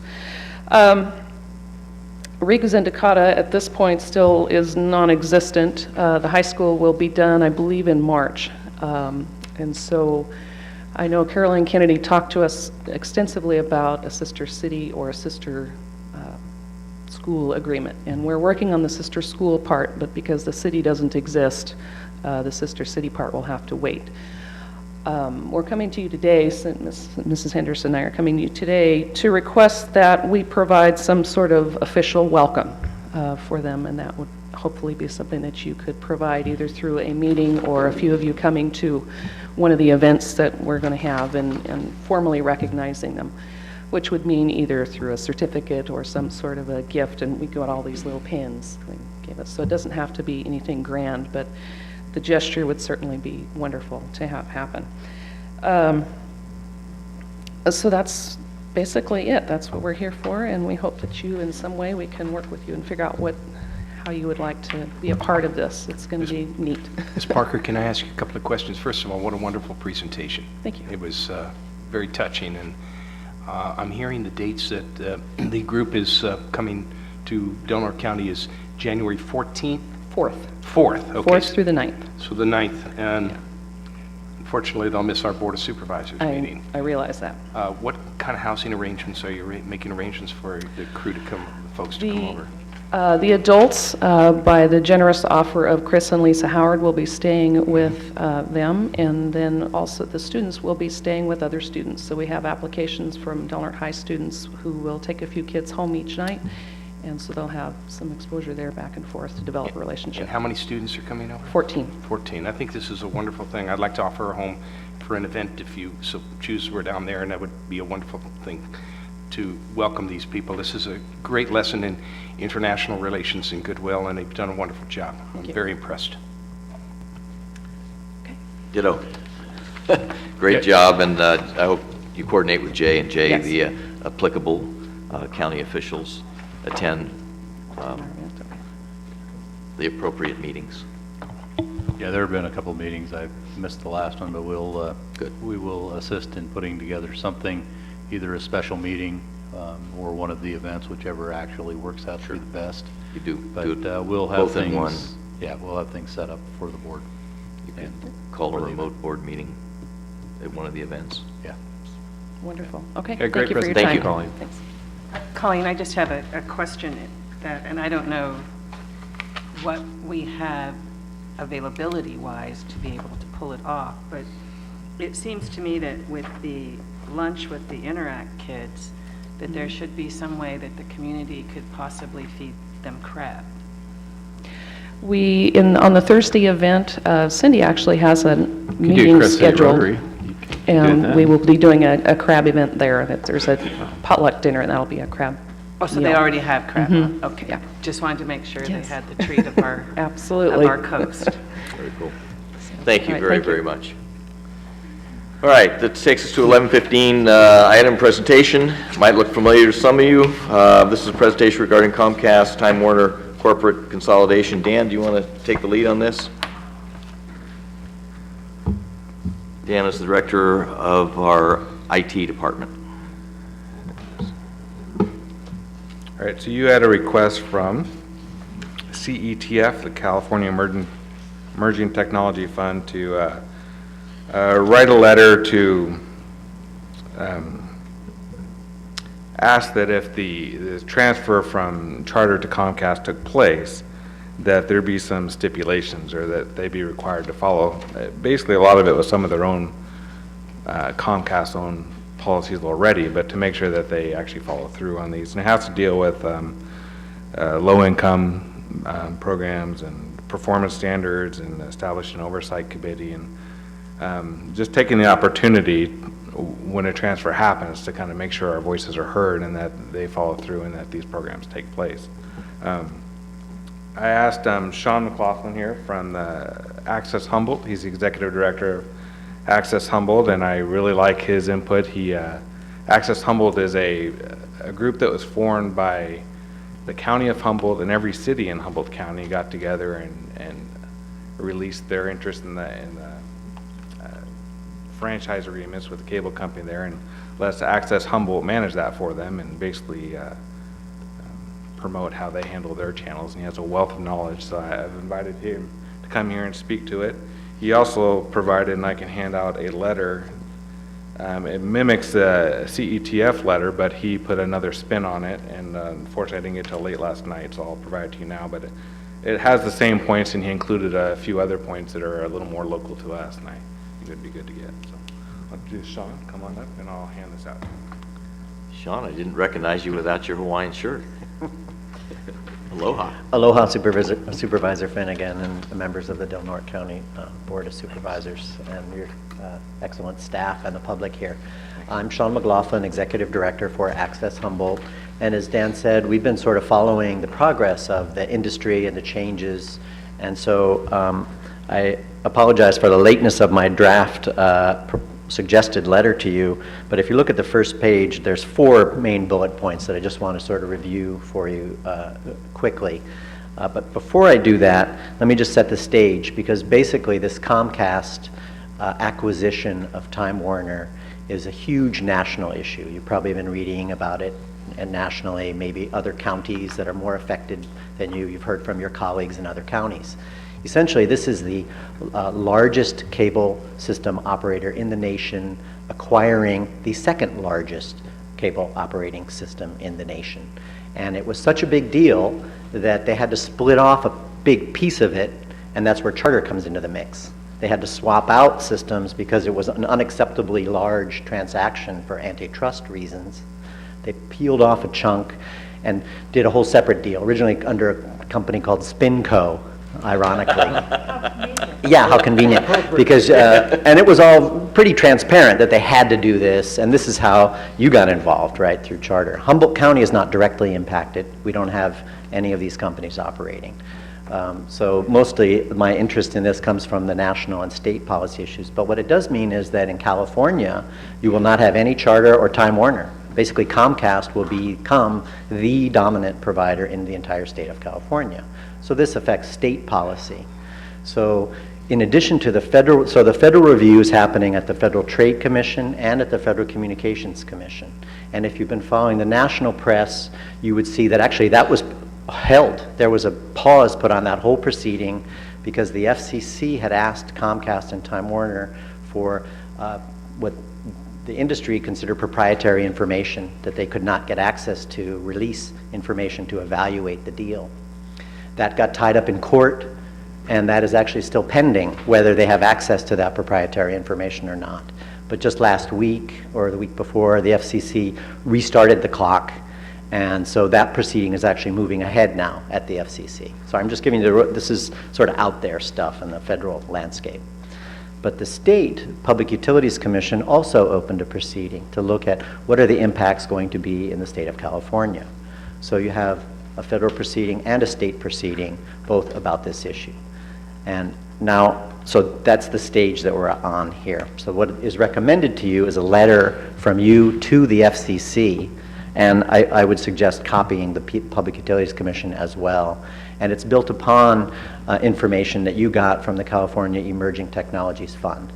And if you're not familiar with CETF, they're a statewide policy advocacy group who actually has been funding digital divide projects around the state for several years, and they're about to put themselves out of business as a funder. Their charge was to spend out those $65 million of funding and go away. But Sonny McPeak is the executive director, the president of CETF, and your chair, Finnegan, and I have crossed paths more than once at convenings that CETF has gathered with particularly rural county jurisdictions which have really sort of special needs and interests when it comes to broadband deployment and adoption. So on the broadband side of this conversation, we talk about deployment, building networks, and adoption, making them affordable and accessible so people can actually use them. There's a media part of it, which is cable TV and what happens to access television. And I think we've had some informal conversations over time about what Del Norte County might do to assert its position locally through adopting what's called a DIVCA ordinance. Digital Infrastructure Video Competition Act is the state law adopted in 2006. I believe Del Norte County still does not have an update to your ordinances, so potentially there's actually an opportunity for you to collect up to 1% at a minimum of the video revenue from the cable provider in your jurisdictions that is not being collected. And that's maybe a little side conversation, but it's relevant here. Bottom line is you don't have a lot of jurisdiction, so let me go back to my bullet points. So what we want to remind the federal and state policymakers is that when you review these kinds of transactions, we want to make sure you're promoting universal access.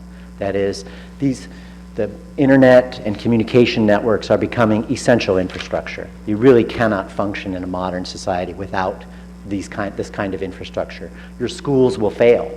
In fact, there was a state funding program this year, and I don't know if Don might speak to this, the big grant program that is recognizing that schools' success now hinges on their ability to be connected enough to do standardized testing and to interact with the funding mechanisms that they deal with. They need internet access. Anyway, I won't do all the rest of why broadband is important. I know that you appreciate this.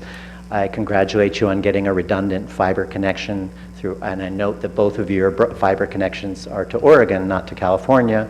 And as a neighbor to your south, we'd love to figure out how to get a fiber between Crescent City and Eureka as well, and we're working on that. So promoting universal access is really important. Number 2, ensure localism. This is something that we like to remind local governments. You do have a role. You're spending money on internet access now. You have infrastructure, sites, tower sites. You have potentially iNet connections through your cable franchise. I'm not sure if that's true here or not. Dedicated links that are provided as compensation. The theory here from localism, and those of you who've been around the block remember back when local governments had more jurisdiction and before the state preempted your jurisdiction, you used to be able to negotiate these cable franchise deals. Unfortunately, you're not in that position now. So part of the case here is to remind them that there is a constructive role for local governments to participate in setting these obligations and in implementing them. You're making investments. You know what your local needs and interests are and where and what to meet those local needs for broadband and for media access. Number 3, and this is particularly of interest to rural communities, protect the open internet. This is a net neutrality point. When there is discretion by regulators to approve a transaction, they have the ability to impose net neutrality obligations to say, you know what, we only have really in Del Norte County 2 pathways to the internet that I'm aware of. Maybe you have more, and that is Frontier and Charter. It will be Frontier and Comcast. If they decide that it's better for them to connect you quickly to people who pay them and businesses that they do dealings with and not to your county government site, then that would be a not neutral, that would be a closed internet. That is faster connections to preferred businesses and slower connections to not preferred businesses. So for rural communities, what this means is your local businesses, your ability to originate content, your ability to develop economically as a source is impinged on by if you don't have an open internet. So open internet becomes very important particularly for rural communities. It's a complex issue, and I apologize if I'm overly simplifying. The 4th bullet here is essentially what California Emerging Technologies Fund asked you to adopt and approve. These are their positions about the Internet Essentials Program. And I think you're so out here on the edge where you probably haven't heard a lot from the Comcast folks. So, but if you, just on December 3rd, they filed their briefing with the PUC, and it's 93 pages of comments about what a great thing it'll be for everybody when Comcast buys Time Warner. And I'm sure they have a case to make. But I'm reminded that the Internet Essentials Program, a lot of what they talk about, the benefits that they provide, the open internet, the Internet Essentials, those were obligations placed on them as conditions of approving their acquisition of NBC Universal.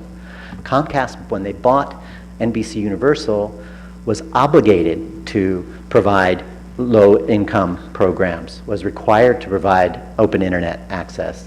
Now they're telling you it's all by their own voluntary desire, but actually those were requirements placed in the transaction.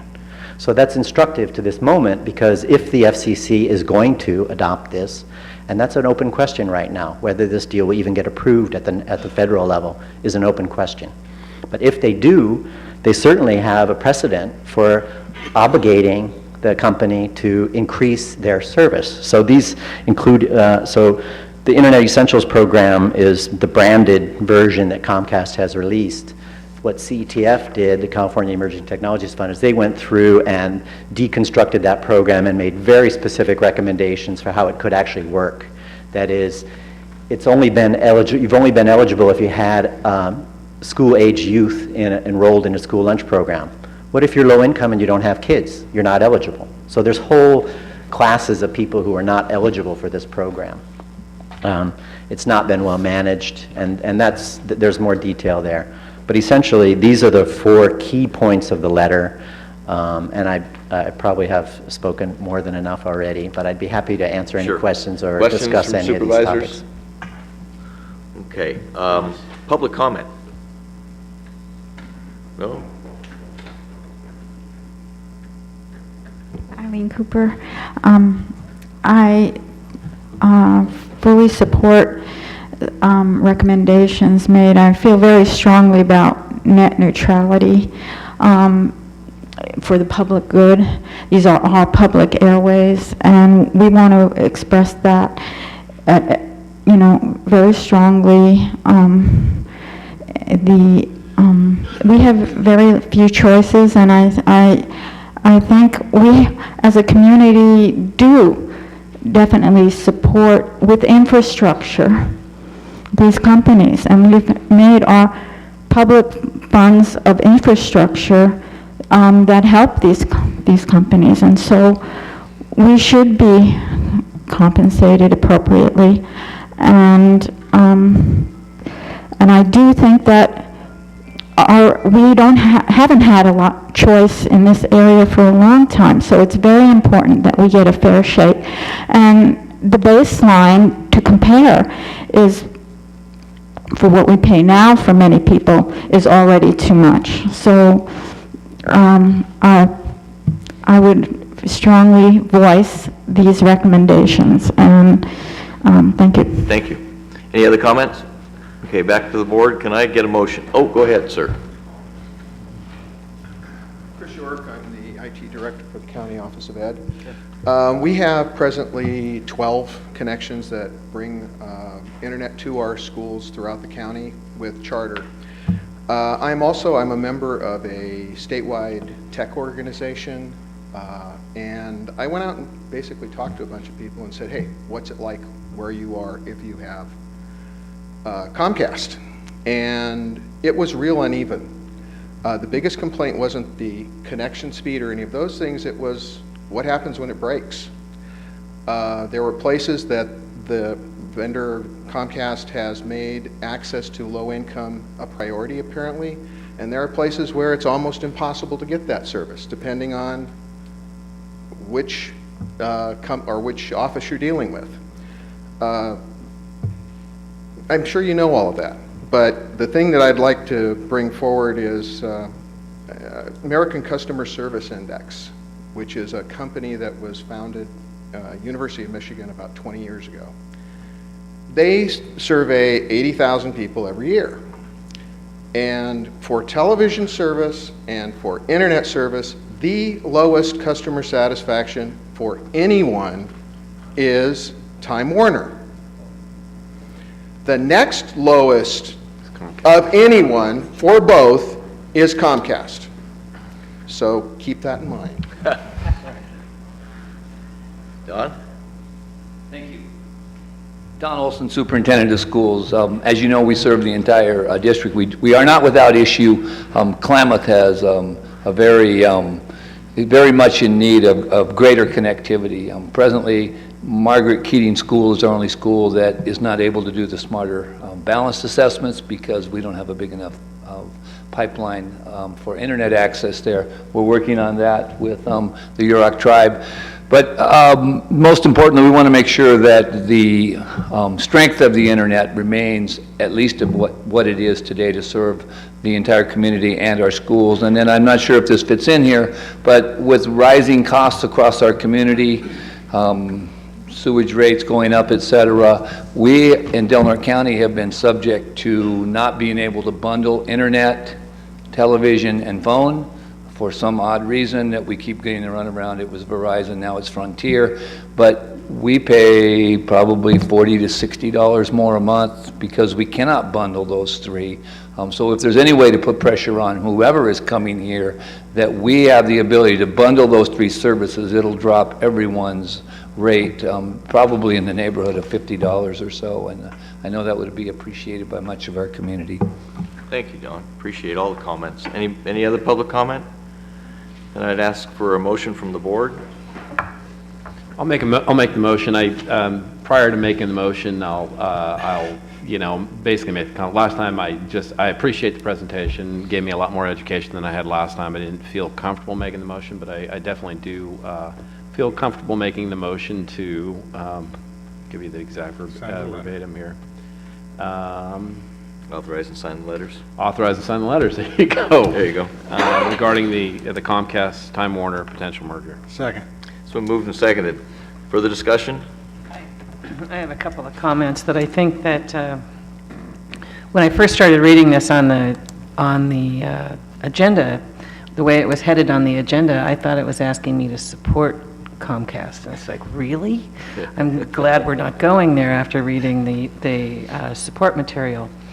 But I think that we may have an opportunity here is that for us to get our ordinance in line, and I'm hoping that you'll give that language, or whatever the name of that ordinance was, to council, because we need to get that rolled up, and we probably need to ask for a lot more than 1% in relationship to these guys coming to town.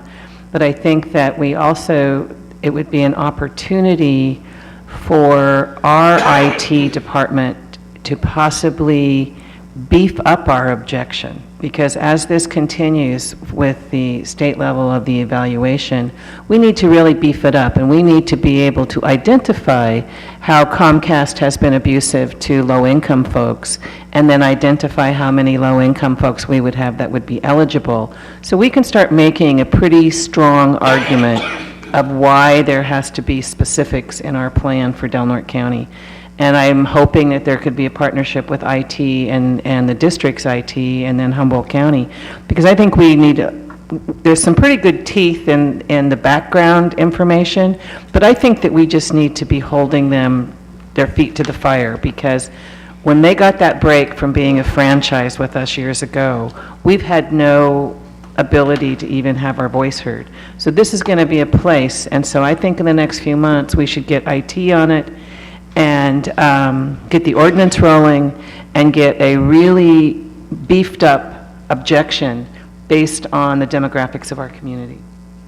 Well, and I think to tie that in, it does tie into the board's policy on broadband to the whole county. So I think that's, that's one of our 5 major infrastructure deal is that's the .com and the 199 has 199.com. So right. No, absolutely, and I think you heard it in the discussions earlier with IT, and I would ask not just to work with council, but with Dan on some sort of ordinance coming forward, recapturing that 1 cent or whatever it is. But this obviously needs to be a priority. Sean, I think the first time we ran across each other was we were on the Governor's Broadband Task Force under Schwarzenegger administration. Sean is a guru throughout the state, and I really appreciate you taking time out of your busy schedule to come and enlighten us as to why we need to be involved. You ever get him and Irwin in the same room? Yes, as a matter of fact. How do you get any conversation? They're a couple of light years over my head. They're light speakers. Yes. Poll the vote, please. Supervisor McClure? Yes. Supervisor Gitlin? Yes. Supervisor Hemmingson? Yes. Supervisor Sullivan? Yes. Chair Finnegan? Yes. Sean, thank you very much. Thanks, Sean. We have one more presentation timed at 11:30 regarding the fuels program. Since there's not much of a program, probably be pretty short, huh? No, I'm sorry. I take it back. Dave Palmer. I'm Sheila Ballant, and Welcome. I'm the fuels planner on the Smith River National Recreation Area. Cool. I want to thank you guys for allowing us to share with you what we are working on the Smith River National Recreation Area, and a little bit about my background. Before you get started, can I a clarification? Sure. When we talk about fuels management, are you restricted to the National Recreation Area, or do we get to go on the entire forest landscape? The Forest Service doesn't actually treat on private land, but we work with all the organizations like the Del Norte Fire Safe Council and the private landowners to help them get grants to do it on their private land in conjunction with the federal lands. Okay, sounds good. Ooh.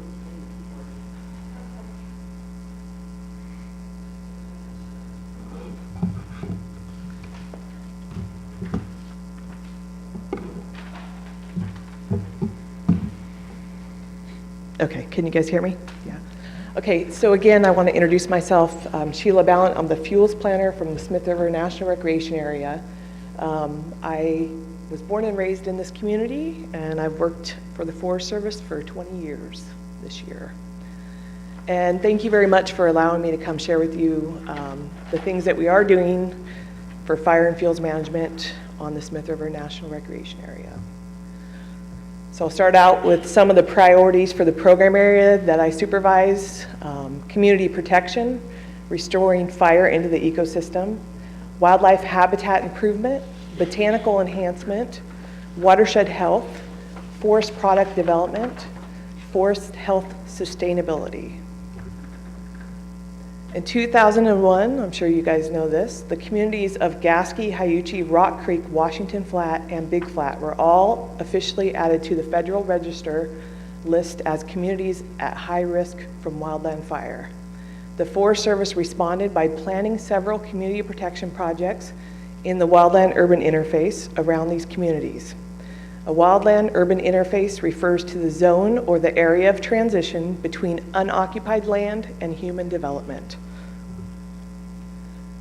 In 2005, the Del Norte Community Wildfire Protection Plan was completed. Del Norte Fire Safe Council received a grant and completed the CWPP in 2005. The purpose of the CWPP was to identify and prioritize projects to reduce wildfire risk through the implementation of hazardous fuels reduction. The CWPP was developed using a collaborative process involving local, tribal, state, and federal government agencies, fire protection districts, landowners, and interested publics. 9 community meetings were held throughout the county to determine what the local fire safety issues were and to prioritize projects for agencies and community actions. The plan identified and prioritized projects to reduce wildfire risk through implementation of hazardous fuels reduction projects, providing fire safety educational information to the residents of Del Norte, identifying risks and mitigations to reduce the threat of unwanted wildfire in Del Norte County. The CWPP states that a first priority for defensibility of these communities at risk is to create strategically located shaded field breaks utilizing road systems and ridge tops around the communities. The Forest Service responded by planning new and continuing to implement several existing projects, all identified in this plan. So here's when we get into the beef of it. 3 different types of fuels treatment projects that the Forest Service is planning and implementing. You have the community protection projects. Those are the hazardous fuels treatments designed in the WUI areas. They're treatment areas adjacent to the communities at high risk of wildland fire. We have restoration projects. This includes reintroducing fire into the ecosystem. And then we have integrated projects. Those are the larger scale watershed forest health and habitat improvement projects. Treatment components are commercial thinnings, timber stand improvement, and fuels reduction treatment areas. These projects also help provide community protection. Let's go ahead and get started. Start with the community protection projects. Elk Camp Fuel Break. The initial treatment was an understory burn, which occurred in 1994. Retreatment occurred on this project in 2009. Hyuchi Mountain Field Break. It's 142 acres. Parts of it were hand-piled and burned in 2009 and 2010. There's Gasky Community Protection Projects. This project is 250 acres. There's 6 different field breaks placed strategically on ridge tops near the community of Gasky. Maintenance burning was complete in 2009 on this, and we're hoping to be able to treat it again this year if we get the funding. Station 3 Field Break, it's 176 acres, and that one is located in the low divide area and considered a low divide community protection project. So why are we doing this? This is the Panther Fire. I'm sure you guys are familiar with this. It burned 700 acres in 1996. So in 1970 and in 1996, the Panther Fire burned almost into the community of Gasky, and it burned in the same footprint both times. And I don't know if you can see the kind of the barren area. Let's see if I can show you on the mouse. This barren area right here, that's the scar from the Panther Fire. So it burned through in 1970, and the Forest Service realized that they needed to design a project to help protect the community of Gasky. And so in 1994, they designed that project, and 1996, the second Panther fire happened and burned into that fuel break and actually laid down to a surface fire, and they were able to put it out. And this is on the elk camp. This is when they implemented it the first time. They used prescribed burning in 1994. That circled area, that's a helicopter. They actually laid fire on the ground using a helicopter the first time they implemented it. This is a map of several of the fuel breaks that are designed strategically around the community of Gasky. The blue is the elk camp fuel break, which I just spoke of. The red ones, there's 6 of them. Those are the Gasky Community Protection Projects. And again, they're all strategically located around the community of Gasky. The purple is Pappas Flat, and that's a restoration project, and we'll get into that later. So fuels treatment. The objective of these treatments are to help protect the communities from wildland fire, as well as to reduce the possibility of structure fires from spreading onto the national forest lands. Treatments are strategically located based on past fire history, fuel loading, topography, proximity to private land, and historical weather patterns. Treatments on steep and rugged, heavily vegetated areas require, in our area, they require pre-treatment of hand piling and burning with the follow-up implementation of a low-intensity prescribed burn. The goal is to maintain these fuel breaks and to retreat with hand piling burning and or understory burning as needed into the future. So that's a photo out at the Big Flat area, and that's what it looks like before treatment. That's a typical Doug fir tan oak stand, and as you can see, it's very heavily vegetated. You can see the need to treat. So that's before treatment. So construction of the fuel breaks start by removing the ladder fuels in heavy concentrations of brush to break up the continuity of the fuel loading by raising the canopy base height of the existing vegetation. So if a fire were to start in there, it would stay on the surface. It wouldn't have ladder fuels to climb into the crowns once you do the treatment, hopefully. This is a photo of the hand piling and burning that I spoke of. And just to give you a perspective, when you're thinning out there, it creates approximately 80 to 120 piles per acre when you're done thinning. Once the piles are burned, a low-intensity surface fire with a less than 3-foot flame length would be expected. And it's down from expected 10-foot flame length with no treatment in the area. There's a low-intensity prescribed burn that I was speaking of. This is out in the Big Flat area. So post-treatment, potential fire behavior would decrease and fire suppression effectiveness would increase. There would be less potential impact to private property. The effectiveness of using roads for evacuation routes would increase, along with safer access for fire suppression resources. So this picture also was taken out at Big Flat, and this is about 2 years after the treatment. So it's after the thinning, after the hand pile burning, after the low intensity burn. That is the desired condition for what we want out there. Now we're going to move into the restoration projects. So Coon Mountain project, it's a Jeffrey Pine Meadow restoration project. It's 750 acres. The treatment began on that in 2008, and it's to restore the meadow habitat. Pappas Flat, which was the purple symbol that I showed you on the map earlier, it's a white oak restoration project, Oregon white oak restoration project. It's 15 acres. An ongoing maintenance burn to maintain the Oregon white oak stand is what we've been doing in there. Also, the High Dome Meadow Restoration Project, which is 40 acres, and we understory burned in there in 2010, and that's located near the High Dome Trail, if anybody's familiar with that. So we'll go into Coon Mountain. And the objectives for these restoration projects are the same, so I'm not going to go through them every single slide. Again, 750 acres. The objectives are to improve habitat conditions for wildlife species, thin out encroaching vegetation and thick brush pockets, to reintroduce prescribed burning into the ecosystem, and to reduce the fuels to help aid with fire suppression in nearby WUI areas. Accomplishment to date on that project is we've hand piled and burned approximately 300 acres out there. We've understory burned approximately 360 acres. There's also a study being conducted out there by the Xerxes Society. The Martin skipper, which is a rare butterfly, resides out in that area.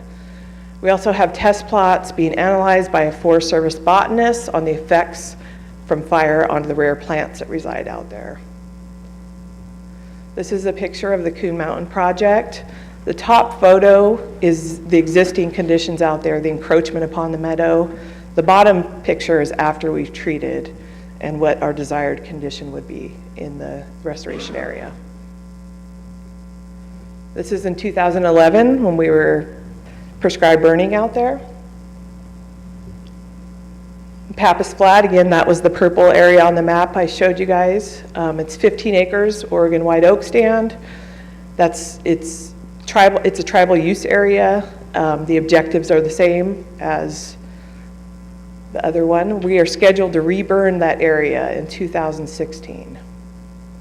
You can see in the background of the picture, that's the Oregon white oak stand right there. And that's the same stand in 2012 as we were having a prescribed burn in there. High Dome Meadow Restoration Project. Again, it's 40 acres. We completed the last burn in there in 2010. The picture on the right is us burning in there, and the picture on the left is about a year after we completed the burn, after the grasses had grown back in there. So now we'll get into the integrated projects. The first one is the Big Flat Vegetation and Fuels Management Project. The objectives for the integrated projects are the same, so I'm not going to go through them each time. 408 acres of commercial thinning are involved in this project, 581 acres of timber stand improvement, 735 acres of hazardous fuels reduction.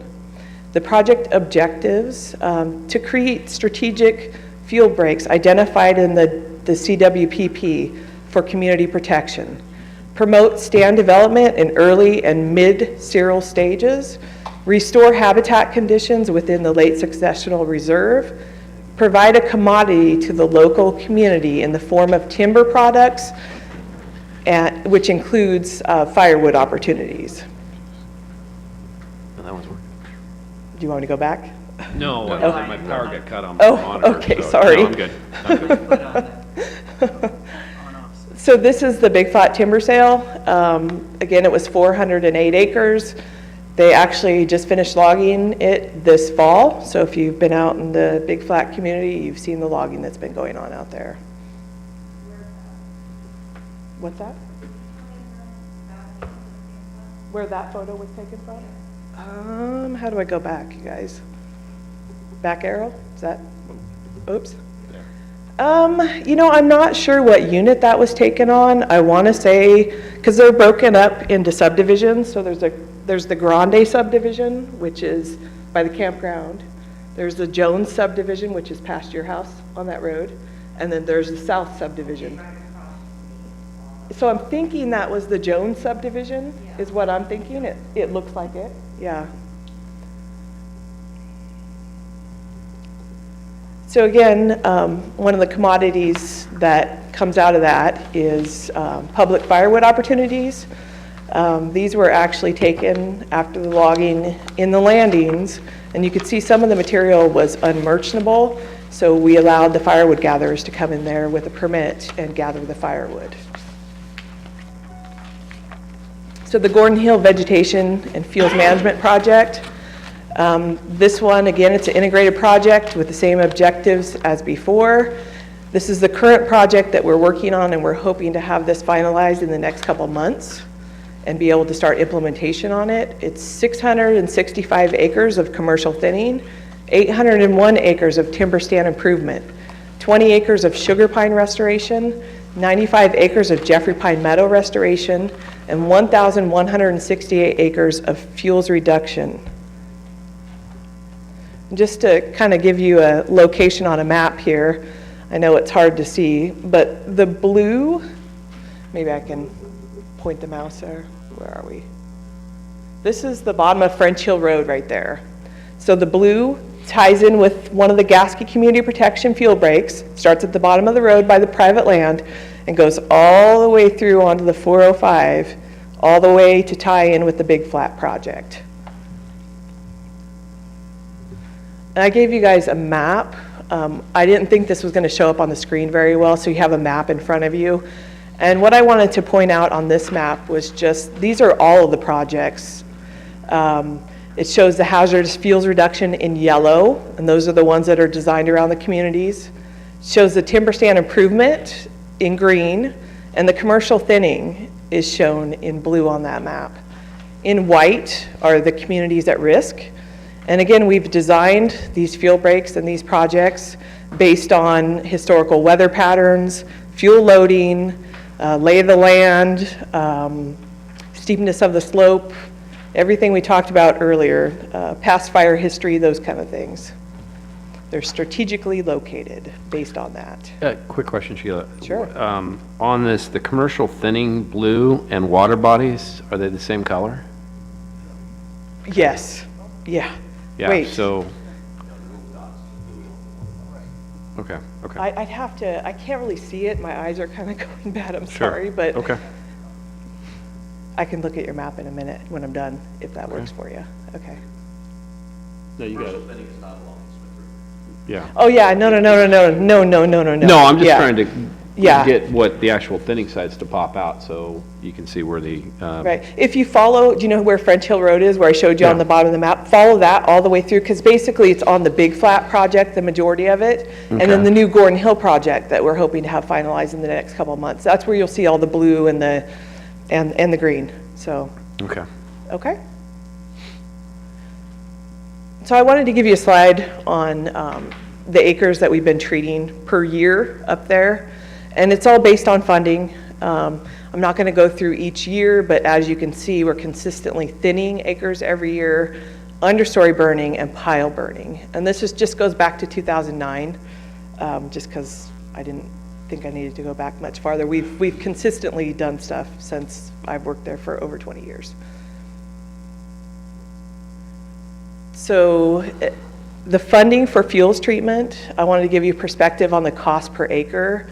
So if you were going to thin, hand pile, and cover the piles out there, approximate cost is $1,400 per acre. And that's based on the brushy, steep ground, and the brushier and steeper the ground, the more expensive. So it could be more than that. That's just an approximate figure. So total acres since 2009, from the previous slide, for thinning, 1,519 acres have been thinned.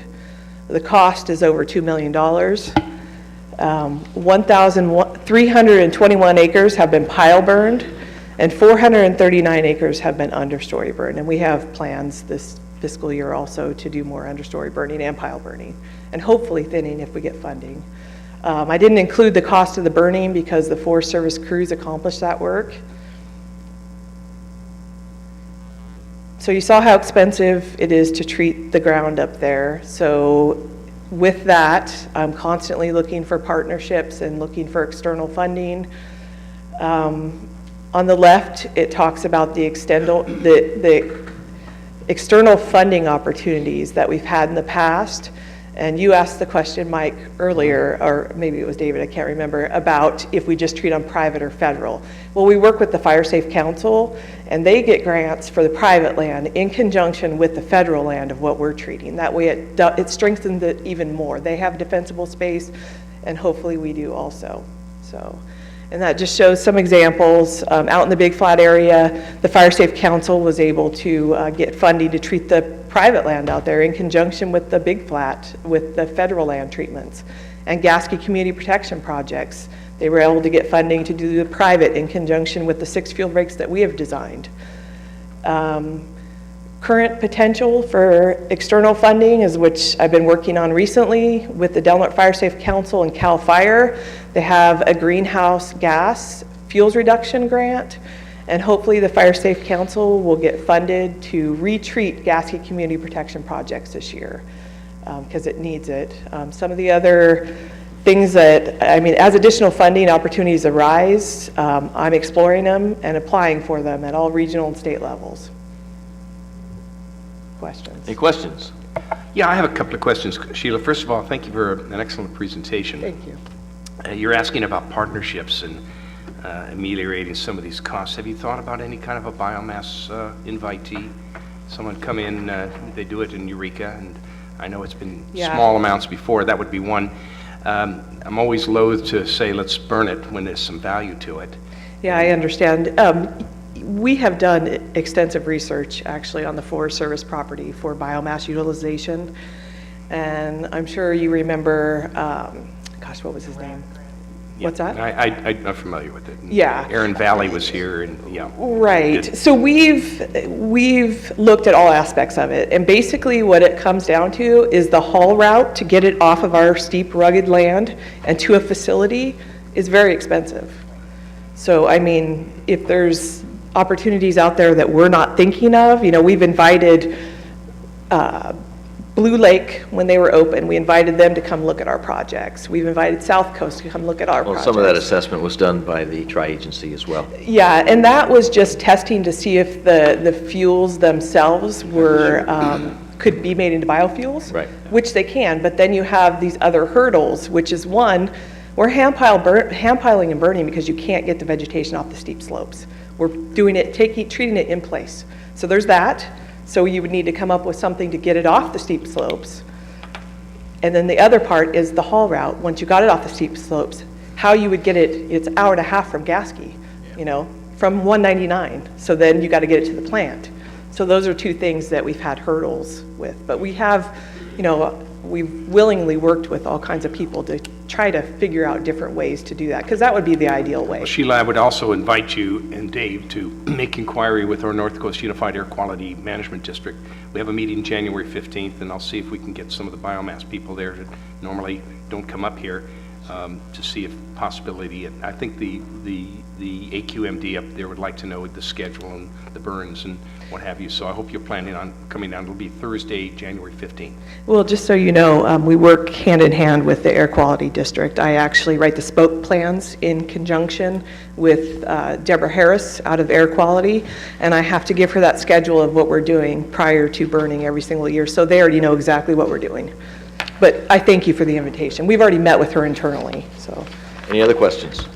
Well, one, thanks for doing the presentation. No I problem. appreciate it, and I like the field trip we got to take a little bit earlier when Dave first got here, as well as with Merv coming up. One of the things I didn't see in the slide, maybe it was in one of the previous slides, what is the board feet per year that you guys are taking off the force in terms of timber management? Well, I know the Big Flat project itself was over 2 million board feet, and Gordon Hill, I believe, is close to 4 million board feet. I am not the vegetation person, I'm not the timber person on the district, so I'm just giving you what I know. Okay. But those are the past projects, or Big Flat's past because it's done. Gordon Hill is what we're looking at right now. And then we do have ones into the future. I didn't put them in the presentation, but we have one called Holiday, which will go up, hopefully up Siskiyou Fork Road, Little Jones Creek Road, and Kanopke Creek Road, which will also provide that thinning commodity because it needs to be done. Okay. So. All right. Sheila, Dave, thanks very much. Appreciate it. I did have a couple of questions, I'm sorry. Sure, go ahead. So the first one is that I can't wait to be in LA and tell my friends in Los Angeles that we have a 405 also. That's pretty cool. I'm going to get some pictures of me on the 405, the real 405, not that one that has 12 lanes. The vegetation removal and then the timber, the commercial thinning and the control, it's my understanding that that is still fairly conventional of how you're doing it, where there's been some suggestions. And I think it was Supervisor Hemmingson who kind of told me about this kind of thing, but that in order for someone to come in and participate and do a commercial clearing, that if that's tied at the same time to a timber harvest plan, you get a bigger bang for your buck in relationship to allowing the commercial harvester to be your lackeys and to get the understory out, but that to not do it just based on a tree size, but to do it based on a tree size and then in relationship to how that tree grows in its growth. Sure. And so is that happening? Are we moving a harvest plan forward that's more modern, I guess is what? Well, again, I'm not the timber person, so Yeah. I'm not going to be able to answer questions about prescriptions out there. I just can't do it. My prescription is, it has to do with brush, and it has to do with fire behavior. Mhm. So I can tell you, give you answers on Okay. that, but I can't tell you how many trees per acre we're leaving. I It's can just too tell bad you, that the two entities. They do from the same integrate. agency aren't coming up with the same plan at the same time on the property. you mean on private and federal? No, I or mean, just- like, if you have a timber harvest potential Uh-huh. in Gordon Creek. Sure. That your fuels reduction and that timber harvest are going hand in hand in allowing, first off, allowing maybe only one time through the forest of taking, Sure. of extracting whatever is going to be extracted. But in a more modern way, because it's troublesome to think that we have a Forest Service that the timber guy's here, Oh, no, and the no, brush no. person's No, here, no, no, and no. the forest Yeah. fire That- person is in And the that's middle. not what I meant by that. I Okay. just meant like technical questions about a silviculture prescription. I can't answer that. The integrated projects on the slides in which I shared with you just a few minutes ago, those are, integrated means hand in hand. Every resource person we have is involved in that. The wildlife biologist, the soils person, the hydrologist, the timber person, the fuels person, we're all on those teams. Okay, good. Yeah, we're all sitting hand in hand. So, And Sheila, your presentation's awesome, but I still, and obviously I don't have much to say after this meeting, but I'm sure the board would love to hear from the silvicultures Yeah, to talk yeah. about the timber management on the Forest Sure. Service, so. and I think that's a good opportunity, and I know that Dave is very interested in, hosting field trips and you guys coming and looking at some of these projects too. Definitely, and I'm kind of building on a theme for when I come in. So like this time fuels, and then next time I can have silviculture come in. Yeah. Good. Ian, Well, Mike. You gotta well, get and the it's mic. nice, a great segue is the timber management, does it receive priority if it is part of a fuels treatment? Does it receive priority? Yeah. In other words, if you're looking out for, for commercial thinning for timber harvest, rather than looking at the value or the amount of millions of board feet, if it's a standalone that isn't in conjunction with the fuels treatment, should it be lower on the scale as opposed to those that are in conjunction with the fuels treatment? Do you want me to answer that? Yeah. I would say the integrated projects, because those are kind of all hands on deck. Those are restoration, those are community protection, and those are a commodity. Those are a higher priority. Well, that's on what I this was hoping to forest. hear. Great. So, Okay. Thank you very, very much. Appreciate it. thank you.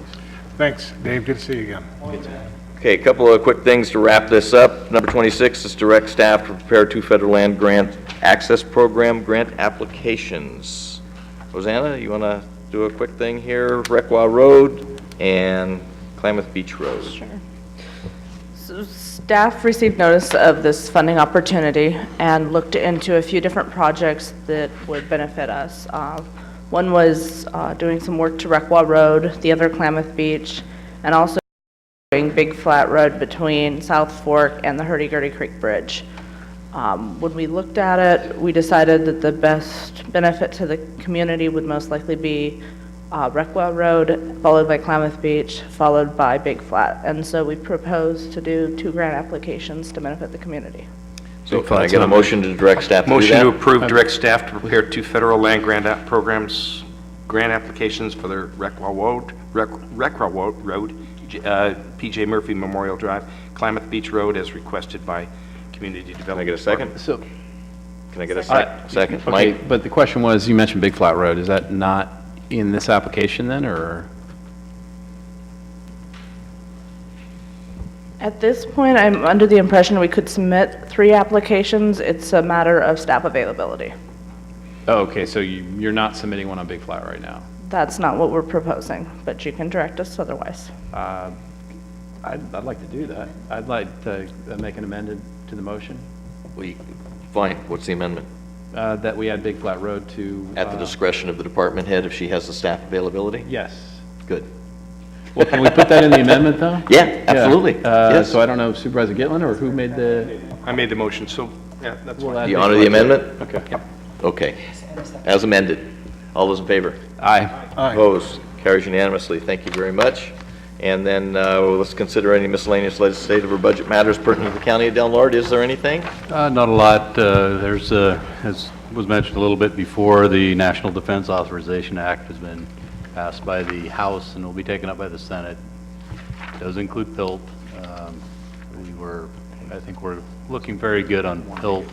SRS is a different question, and we're following that and dealing with Greg on that, too. And while we may be looking good at PILT, PILT is down from $400-something million to $70 million, which means somebody's going to get cut out. The ONC counties in Oregon are probably going to get cut out. SRS is not in yet. We have a conference call on Friday to find out how bad we're going to take it there, so. Yeah, the numbers are way down. Yeah. It is in there at this point, though, and we hope that there's some negotiations that can bring that number up. Great. Anything else? Yeah, if I could just You get the last- chime in and. Yes, you do, Yeah, I wanted to Supervisor just Sullivan. thank the voters and constituents. It'd be impolite to get up and walk out on this, wouldn't it? Well, no, it's been an honor and a privilege to represent the people of Del Norte County and the community in District 3 also especially. You know, I really want to give a big thanks and a lot of kudos to county staff. You deal with different department heads, and I thank you for opening my eyes as to what happens behind the scenes, because I think a lot of times the only time the community is aware of what county personnel are doing is when they're ticked off about something. And so to have things go smoothly along, or to have situations arise, and they always do, and addressing it, you guys have done a great job, and I want to thank you for that.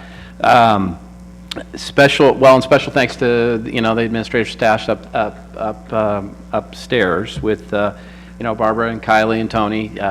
We work probably more closely with you all than some of the other departments, so I appreciate your work there. And also County Council, Roads Department took off. There's lots of departments I could spend a lot of time and probably all day with the interaction in the last 8 years, but I do appreciate the opportunity to do that. And special thanks to Neil Lopez, Joey Young, and Clint Shadd also. And very special thanks to Jay. You've been awesome. You make my job and the rest of this board's job easier, and we're lucky to have you on that. So, and I'm just briefly, and based on the time that I've been on with the board with the supervisors that have been on the board with me the longest, Supervisor McClure, thank you for keeping me on my toes. I appreciate, philosophically, we've been on the other side of the ball on different occasions, and but I appreciate that, and then also the realization at some point when we do place a vote that the whole board sticks with it on that. Supervisor Finnegan, thanks for a lot of your leadership in that and dedication, and I think what a lot of people lose sight of because it's not necessarily in the paper, but the reaching out to DC and Sacramento and realizing that we can't be in a cocoon here. And Dave, you've done a lot of that in the last 6-7 years especially. And this is for the whole board as a whole. You guys all, in your own way, are doing it for the best of intentions. And we don't always agree with stuff, but I think even on an individual, no matter which supervisor is sitting up here, they have good intentions in their own way to help the community be a better place. And Supervisor Finnegan, I really appreciate, I've enjoyed working with you on the board. You've been a good friend and a confidant.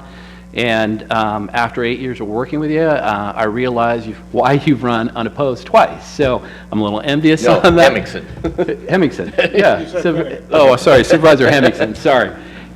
No, you've been a good friend and confidant and like a big brother, not just because of the size difference, but you've, I really appreciate it. And, I can see why you ran unopposed twice on that. And last, I want to thank my friends and family, especially my son. Yeah. But it's really been a big time commitment, and I'm grateful for the time they sacrificed. And other than that, I thank you all, and I know the board will continue to move forward with stuff. So thank you. Mike, tell you what, I sure appreciate being able to serve with you, and I already said it earlier, people have no idea the sacrifice that we put ourselves up for, not just our time and our business, but our family. And you did it very unselfishly, and I thank you very, very much, and the community should thank you for it. And I'm sure now you're going to be out there taking pot shots at us, so. And with that, I would like to wish everybody a very happy Christmas and happy holidays. The best to everybody, you and your families, and I will see you in the next year. Meeting adjourned.